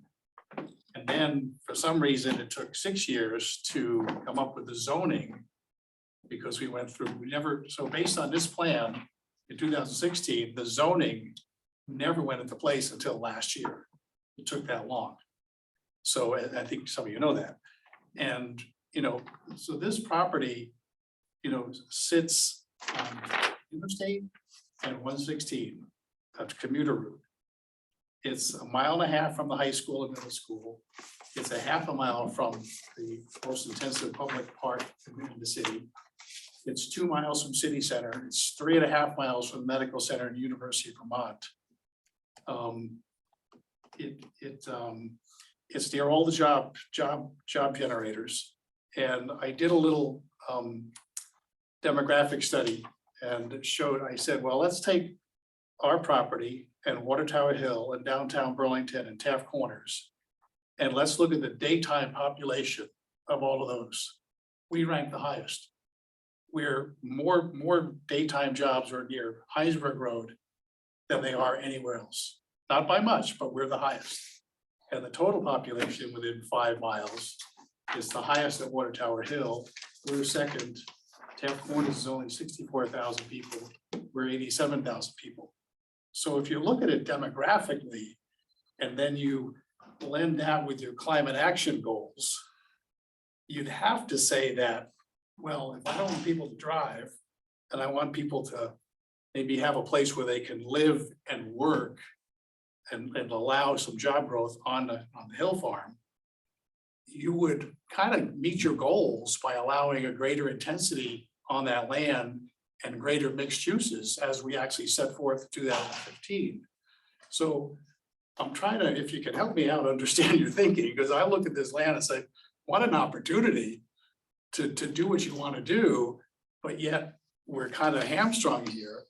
And then on top of that, I looked at, I don't know if you've done any economic analysis of what the land supply is for job creation.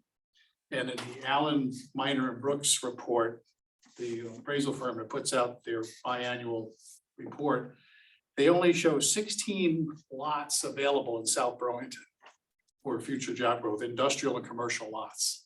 That's like a 5-year supply. And you really have a shortage of available land. So I'm just curious as to why you're not taking a more creative approach to that Heinsberg Road property. It's right across on the new map I'm looking at. It's right across from the commercial with housing zone, the purple zone. It's right there. It's on a major commuter route. And we're only a half mile from public transportation. So it would be very easy to extend that public transportation to half a mile. And that purple section is actually on that property. The purple is on the cross on the east side of Heinsberg Road. No, it's on No, your side On the too. east side is. See the gray line? The gray Well, it's not, line's, well, it's, the gray line's skinny, but that's the road. okay. So the purple is on. I see the purple, but you've got a 200-foot setback you're not given, there's not a whole lot of available land within that purple.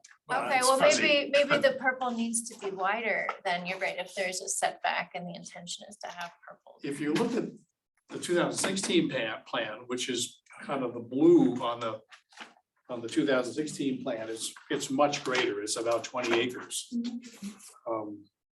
You're showing about 5 acres there. Okay, so maybe Or not the even. purple, Well, it's fuzzy, it's not dimensionally, it's not meant to be dimensionally accurate. yes, I agree. So Michael's saying it's not meant to be dimensionally accurate, but it is true if it only looks like it's about a few hundred feet and there's a 200-foot setback. There's no 200-foot setback, just to be clear. Paul's saying that's not a thing, so, I think what he's saying is it looks like it's about 200 feet oh, in depth, which is, it's, I think he's saying it's smaller than he wants it to be. Is that what you're saying? What's You- that? Are you saying you want the purple to be Well, I think more? it really should mimic the 2016 plan. I mean, given what you're talking about in terms of achieving environmental goals, and we've got sewer and water right to the site, I mean, just think about smart growth. This is the epitome of smart growth, it's right there, it's on the interstate. And 116, which is already a commuter route. Yeah, And then so, you look at where the jobs are, which is what my demographic analysis did. so I think. We're near all Yeah, the yeah, no, jobs. so Jeff, here, let's, so one thing that's a little misleading is that the labels on the map you're looking at are not right. They're not, so the orange is called principally residential, higher scale. And then the purple, what did we call that? Commercial with housing, but Is that, it's actually called, I think it's principally non-residential. no, it's called commercial/industrial with supporting residential. So So So this the is whole- not this map that you. it is that map, but the labels are wrong. That's what I'm saying. It is the map, but I'm telling you, the new labels are actually a little different, and the orange is now called principally residential, higher scale. So I guess the only thing that, and then the red isn't necessarily like more stuff, but what it is it's specific about including mixed use. So it's, what do you mean? no, the, If you read the Like, current if you zoning, go- though, it's very limited, the commercial. It's very limited in what you can do there, because we're not on the bus line, and the whole idea was yeah. to even get medical use on our property, we had to be on the bus line, which I don't understand, because there's a lot of medical use on the south side of the interstate. But we can't do it now, and yet the bus line's only a half mile away, so Yeah, so I'm not arguing that it has to stay the exact same way it is up there. I think the green probably needs to stay because that's a habitat block, but the orange Orange is purple okay. line, so right now your zoning would essentially be that the orange goes all the way to Heinsberg Road. That's what your zoning says now. The purple is, you did have some preliminary conversations about, would it ever make sense to allow for a little bit of more businessy leaning along the road, and that's where this map shows a little bit of fading in that direction yeah. into And the purple. So I have one more Yeah. question. The vision that was set forth in 2016 never came to fruition through zoning. It never did. We were waiting and waiting and it never did. So what changed from 2016? You're thinking, the town's thinking, 2016, we want job growth here. The regional plan says we want job growth here. And yet the zoning never reflected what this plan said. And now we're talking about it again with climate action goals. And I proved to you that we're in the middle of we're the closest to all the jobs. Why not allow a greater intensive use when we know the population is gonna grow in this town? And we're already in the center of everything. It yeah, just, to me, we're it's not, confusing. we're actually not arguing, I don't think. I think, so this isn't zoning, but it's the precursor to zoning. And are you saying, and I know you're holding the old plan, Mhm. 2016 plan. Are you saying you like how there was more blue along the road? Made sense to us, yeah. Okay, because right now it's it's purple because it means then it's more flexible. The purple means that it's basically the blue plus housing also. And it is drawn narrower. So are you saying that basically if you were happy with the blue the way it was on here, just making the purple bigger? Like, Yes, although I would note that, you had a lot of discussions about what you wanted that area to be, and this was an area where you wanted to have a lot of housing. So the more you put a purple, the more it could have residential, but it's not necessarily, so the more that the purple moves west, the more you're re-envisioning your entire work from 2 years ago. So, 7 in C. The 2016 plan also said that there'd be no encroachment on that property at all. No encroachment on that property at all. No encroachment That's what the 2016 plan. on what property? Your property. No, it says right here, medium and higher intensity principal. No, it says both. Yeah. The 2016 plan says both. We couldn't do anything with our land in 2000. well, I don't understand the that. map definitely showed these colors the way, blue, orange, yellow, green. Yeah, it's going from low to medium to high intensity. Right. That's the old So I plan. think the difference between the maps is that this one, the categories are actually just very different. With orange being, But the uses that are in the current zoning are not very broad. Here, we and the regional plan envisioned job growth. And, we want it to be a live, work and play where you could actually walk to work. So that is a significant difference between with these land use types, is none of these land use types say no commercial. They have appropriately scaled commercial, like neighborhood scale or low scale or medium scale or neighborhood serving and things like that in different areas. But none of the ones for the Yeah, that's- 2024 plan say zero commercial allowed. Right, but the types of commercial see were how very here it limited. was And bigger? when they weren't envisioned to be limited in 2016, we showed on our plan, office buildings, medical office. But the flips, the only other thing and I'll leave it back to the commission, the only other thing to point out is in the 16 plan, what is now purple was blue, which was intended to be non-residential. Yep. Where now purple would be, Jessica read it before, Commercial, commercial, industrial with supporting supporting residential, You so it can have actually, any of them, all three. But that's what the current zoning says. You mean you're gonna change the zoning? Well, then? that's the Yeah, point of yeah. the future land use. I'm saying this isn't the zoning, this is so that we then can change the zoning. So knowing that last time around, it took 6 years to get the zoning. And it doesn't mimic this plan. I'll ask you respectively, answer the question, how long will it take this time?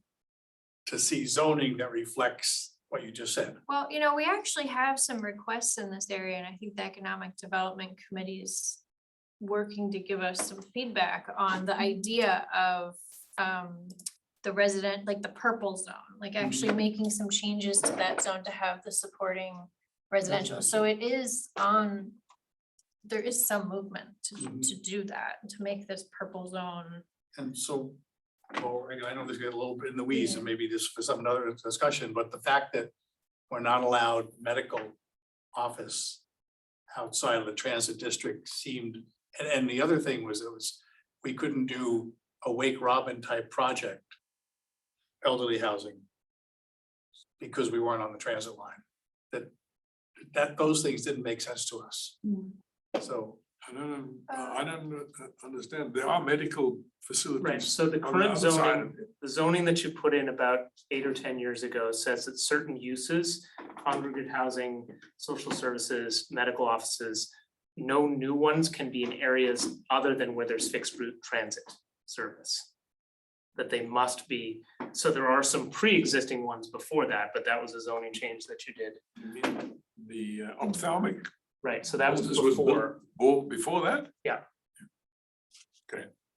And there, So- in the plan, there's also a lot of talk about increasing transit route and having Heinsberg Road become a transit route corridor.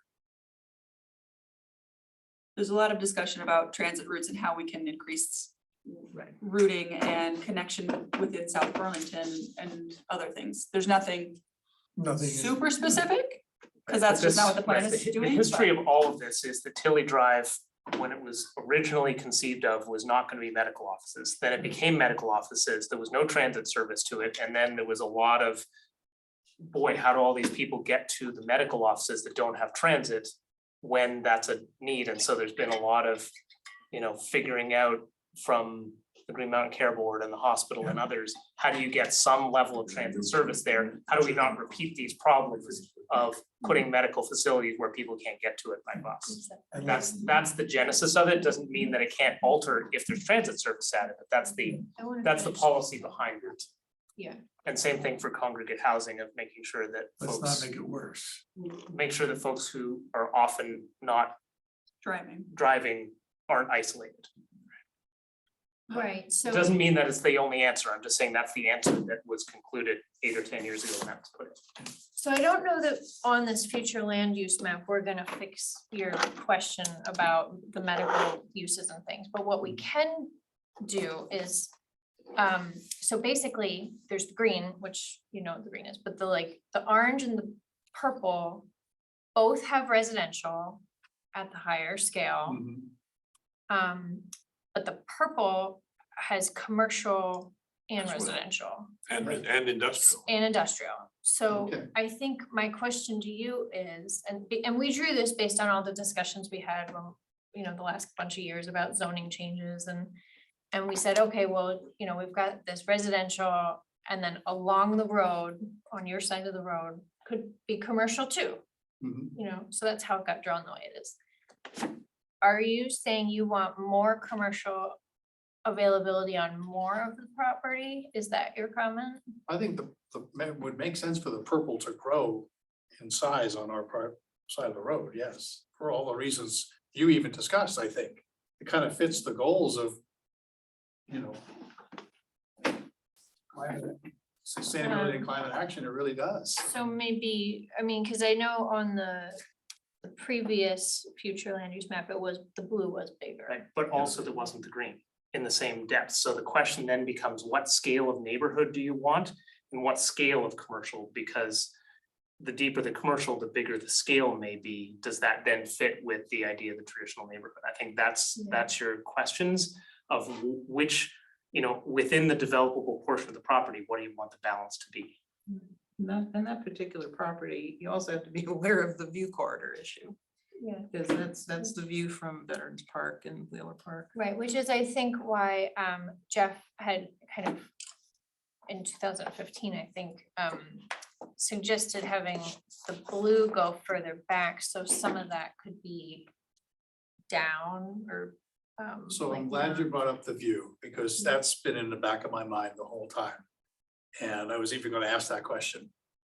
Is that the 800-pound gorilla in the room nobody wants to talk about, the view from the park? I think there is some of that thinking in folks' mind. And I've done some visual analysis, and I see that view is on the website, town's website, and it's on the South Burlington Land Trust website. And it's a telephoto lens. So it looks like it's gonna have this huge impact. But if you really stand there and look at it with your own eyes, and we actually raised a crane 35 feet in the air one day. And you could hardly see it. And that was right where the old farmhouse was. We raised a crane. And then you look at the silo, which is higher, I think, than a 3-story building. And if you figure out that silo and you look at it across, you're really gonna look right over, and our land all descends. So you'll be looking over rooftops and there'll be other trees planted. I don't think the view will be as impacted as much as folks think. Especially when you think those photographs that you see on the website are telephoto lens. So in the interest of time, I think The I'm orange good for does now. give you We a can fair amount of continue this flexibility. discussion. Okay. So Paul's saying the orange does give a fair amount of flexibility, and I guess I'm not sure, so like, we're not making a final version today, we're, you know, just getting something that'll kind of just go up for public comment. Is there, And the reminder that this map is a future map and it doesn't address what our LDRs are now. And the changes it would need to make. This map isn't gonna take care of those changes until the LDRs change. So there's still that incremental step that has to happen. Unless magically CCTA puts a transportation corridor down Heinsberg Road, and then that changes it. might make sense to, have you maybe read the actual text around the orange and the purple? And just to get a feel for what they are, because the colors aren't always representative and they're a little, they're kind of a little different than the old map. And maybe see how it kind of fits your vision, and then, you know, we're gonna be making changes to this again, even before like the public hearings. So there's kind of 2 more rounds of comment and changes before it would go to city council at that point, so. So I think reading the text about the orange and the purple and like getting a feel for what they are might help you to say kind of what you want, maybe. Okay, well, not that we want, but I think for what's good for the community. Yeah, too. right, and you know, and I think it'll help, because a lot of the points you brought up are really great for the community, so. We are getting really late, but it would be nice to not have a meeting on Thursday. Is there any, and you've been here for a long time, are you here? Yeah, I really just came to say Yeah. one thing, Okay, yes, let's do it. and this is way past my bedtime, too, so I hope I'm coherent enough. If you look at the bottom of the map, where it says Dorset Street, right? Yeah, see where the S and the E are in Dorset Street? Yeah, we have 16 acres there. And that was in the fuzzy map for 2016, all yellow. And that has been on the zoning map as a neighborhood residential transition. And now it's all green.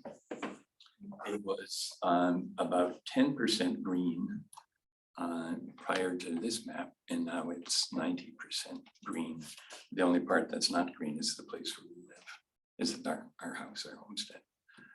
And so I'm just a little concerned about that, especially when I think about this being a prelude, you know, a preparation for the zoning map. I'm afraid if the zoning map reflects this, we're going to lose a lot of ability to even have a PUD, a conservation PUD, which we thought about before. I wonder if this is one of those spots where the extra fuzz maybe adjusted the line in a weird way. No, this was somewhat modified, and I can show you what the change is here. So I'm showing the non-fuzzy version. No, I'm not. I will be showing the non-fuzzy version momentarily. Here, so the 2016 map showed this area to the west of this green stream as being neighborhood residential transition, or sorry, the yellow, and then this area as well being in yellow. Those were proposed to change, one, because of the, come on. Hang on, bear with me for a second, I gotta turn some layers off so that this actually is readable. Layers. I tried to do that and failed to do it at home. Get in there, hang on. There, nope, still too many. Still have a corridor or floodplain or something on.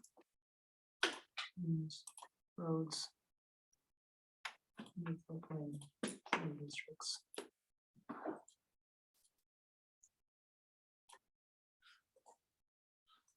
Okay, there we go. So what you're seeing is the dark green that's looking over the lighter green. Those are the habitat blocks that you adopted. And then my understanding about this area is that this is all land that is associated with the Dorset Farms neighborhood and has an Act 250 restriction on it for both ag soils and for scenic views. The property owners sometime in the last decade asked Act 250 if they could relocate that, and Act 250 said, no, that was the Stowe Club Highlands. They would not entertain it being looked at. So from our perspective, at least, and I'm not sure that this is your parcel anyway, but that's the reason for this corner being shown green, because it's restricted. It can still be used for agriculture, can it? Still be used for agriculture. It can still theoretically per the conservation, the primarily conservation district doesn't say no development. It's principally conservation. And so, the same, this property over here, the Bread and Butter Farm, for example, conserved the land, but has authorization to build 3 homes on the property that they got approval for example. Is yours the one above that with the wiggly line? It's these 2, is that correct, Vince, or is there a third one? Yeah, it's those 2. The smaller one where the arrow is in the south, that's a 6-acre woodlot, and that's NRP. And we understand the restriction of that, and 15 years ago, when Mary Beth Hines was the city planner, we happily agreed to have that put in natural resource protection. It's a beautiful wood. And we were still assured that there would be the ability for very low intensity, couple of houses in there. But it's the 16 acres to the north of that. This parcel here. That's 16. That's right. That's right. And the only white part in that now is exactly where we live. There's a beautiful wood on the right side of it that should be green, but everything to the left of it, not everything, because there is wetland down there.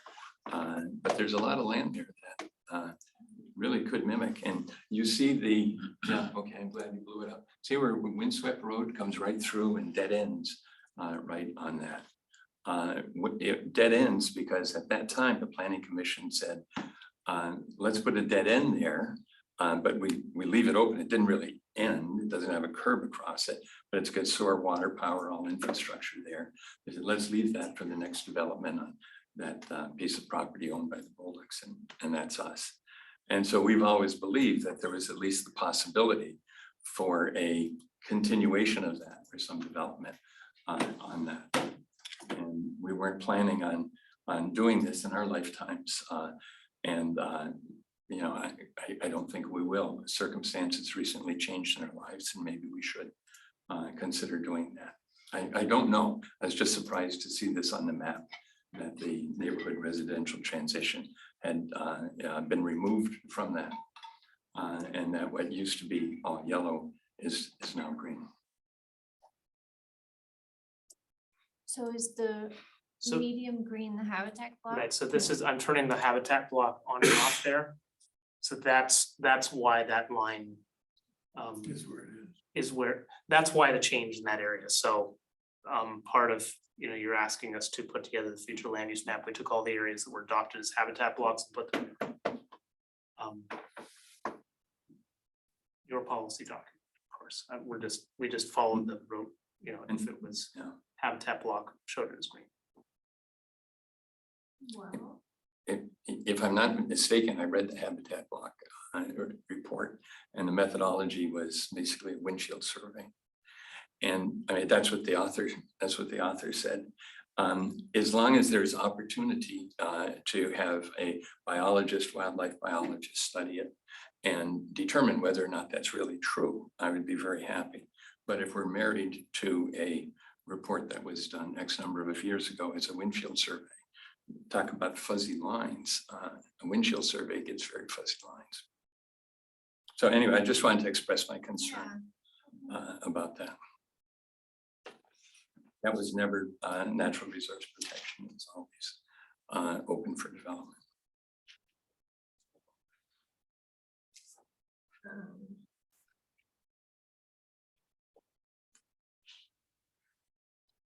Well, I guess I'm not really sure what to do. It seems like something we might need to come back to. It feels like it'd be weird for us to show a habitat block in the zoning as anything other than green. So it feels like it's kind of maybe an issue with the habitat block and we need to. Look at that. Yeah, look at how that works there, because I mean, you're right, that's not all forest. Oh, not at all. I have planted over 1,000 trees there. Mostly white pine, but also blue spruce. And I keep the field mowed and I put in white pine here and there. And yeah, it's not a forest, it's hay. In the area to the south, of course, the farmer uses, and we're happy to have them take the hay. I think we should look at this, but I also think we should adjourn. Yeah, that's fine. Great. I think that's really good, right? 3 brief comments about the map. His comments about Heinsberg Road and the size of that strip. It just follows the existing commercial development there, which is kind of strody, right? Lots of curb cuts. And so if the city is considering leaving space open for an exit 12B, you really want to avoid lots of curb cuts in an approaching area. And it just makes traffic less safe, especially on a high volume street. So if you want to be able to take something like commercial and not have it be presenting to Heinsberg Road, you would probably need to make that a bigger area. Just something for you guys to consider. The little bit of yellow area right near this Dumont Park off of Barrett Street, I think it is. The official map shows, and I'm sorry, I'm using the really crisp version. Yeah, Barrett Street. The city map shows a potential road being built there next to City Center Park for low density residential or low intensity use. But it abuts directly against the high intensity use on San Remo Drive. And there's currently no road there. It's actually the trail to enter the park. I want to put that bug in your ear to consider not putting a road through there for low intensity use, but rather letting that property be able to join in with higher intensity usage on San Remo Drive as part of the downtown core. Rather than building infrastructure to service something that's low density. The third thing. You're talking about a specific parcel? Yeah. And which part? Well, So right up here, there's this little band of yellow in here, so this is off Barrett Street. You used to have on your official map a roadway connection planned between San Remo and Barrett, and about 4 years ago, you removed that. But put in a recreation path instead. Okay, so because we removed it from the official map, does that make sense to have it be a different color than yellow then? Well, so the yellow represents that there is a private piece of land there. It's currently, the current zoning is T3.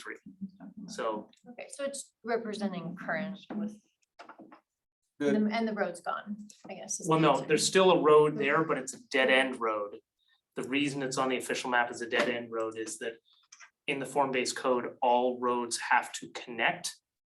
But the planning commission did not want to imply that it's supposed to cross Potash Brook. Oh, right. So right, if you right, right. don't the only way that you can have a dead end road is if it's on the official map as a dead end road. Otherwise, the policy implication is that you're trying to have a road cross Potash Brook, which you decided you did not want to be doing. So again, why build a road for low intensity use when that parcel could be part of a high intensity use with San Remo that's more connected to the city center and intense growth rather than just adding light usage to an existing low density neighborhood. Something for you guys to think about. And then the last piece is the UVM property, obviously with the zoning, that's like institutional ag or something like that. It shows up very yellow here, but yeah, that's a Which one? There's a lot of UVM property. Can you sorry, at the very northwest corner of the map right here. So you went past it. It's Williston Road. So this is Williston Road here. Yep. So the very far part edge of that map, yes, there are some neighborhoods there, and then it turns into a jug handle and UVM where there is currently a parking garage. There's not a lot of other stuff happening on that part of the parcel right now. It is zoned institutional ag at the moment, but it is also in a prime travel corridor.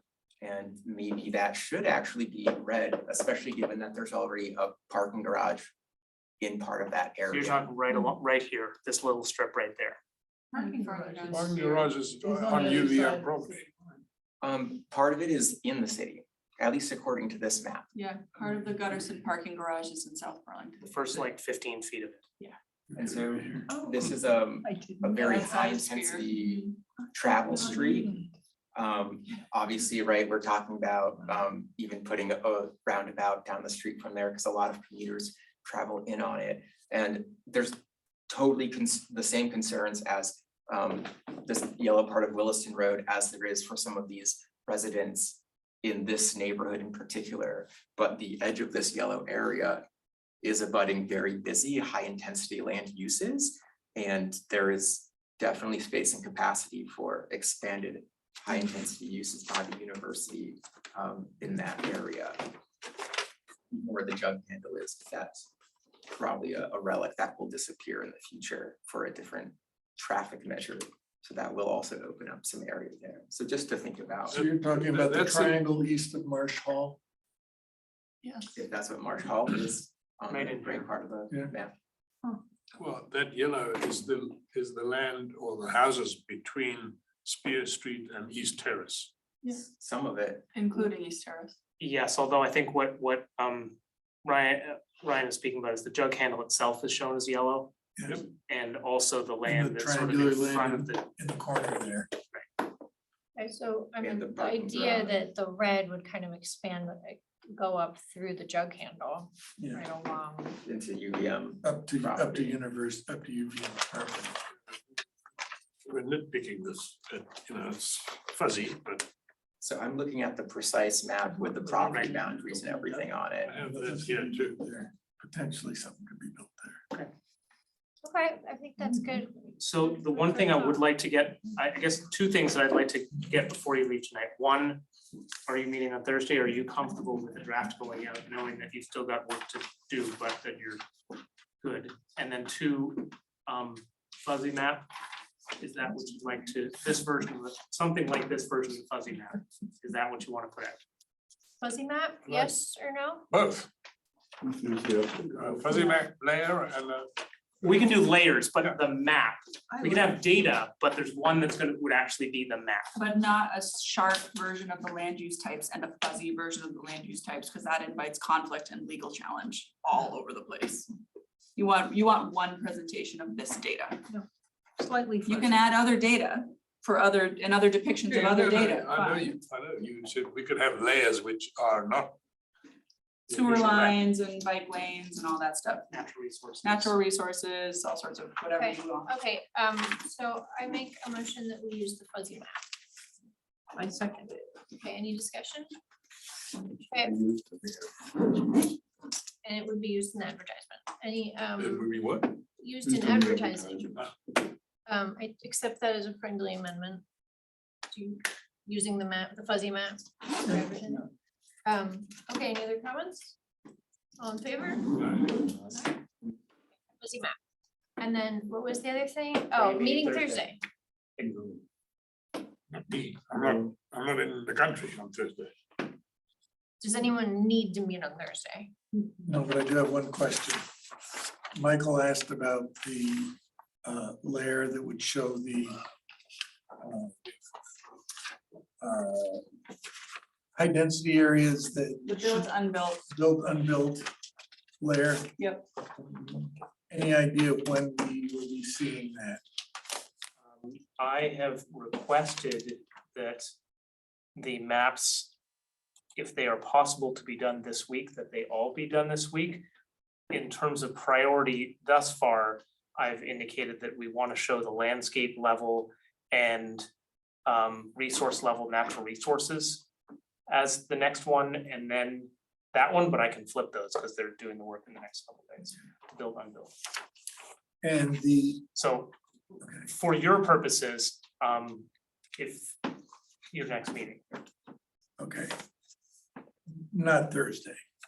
you're right, because I'm assuming that you're not meeting Thursday based on this And emphatic the- statement. And the intro stuff, then we won't see again until June 11th. I mean, July 11th. With the guidance that you got tonight. With the guidance that we gave you. right, to have a, replace that opening paragraph and then describe the the four goals, the way that you pass your motions today. I move that we don't meet Thursday and then staff can put a notice up somewhere. We're not meeting? Do we need to do? It was warned as needed, but I can have have Andrea put on the website, not Put things on the doors just in case, et Yeah. cetera. Yep.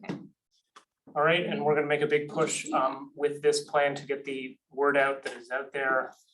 Advertisements, the meetings that you talked about, how to come provide feedback via the web, et cetera, et cetera. We'll include this map. And thank you, everyone. We are adjourned. And I appreciate, thanks to Rick, it was nice to do one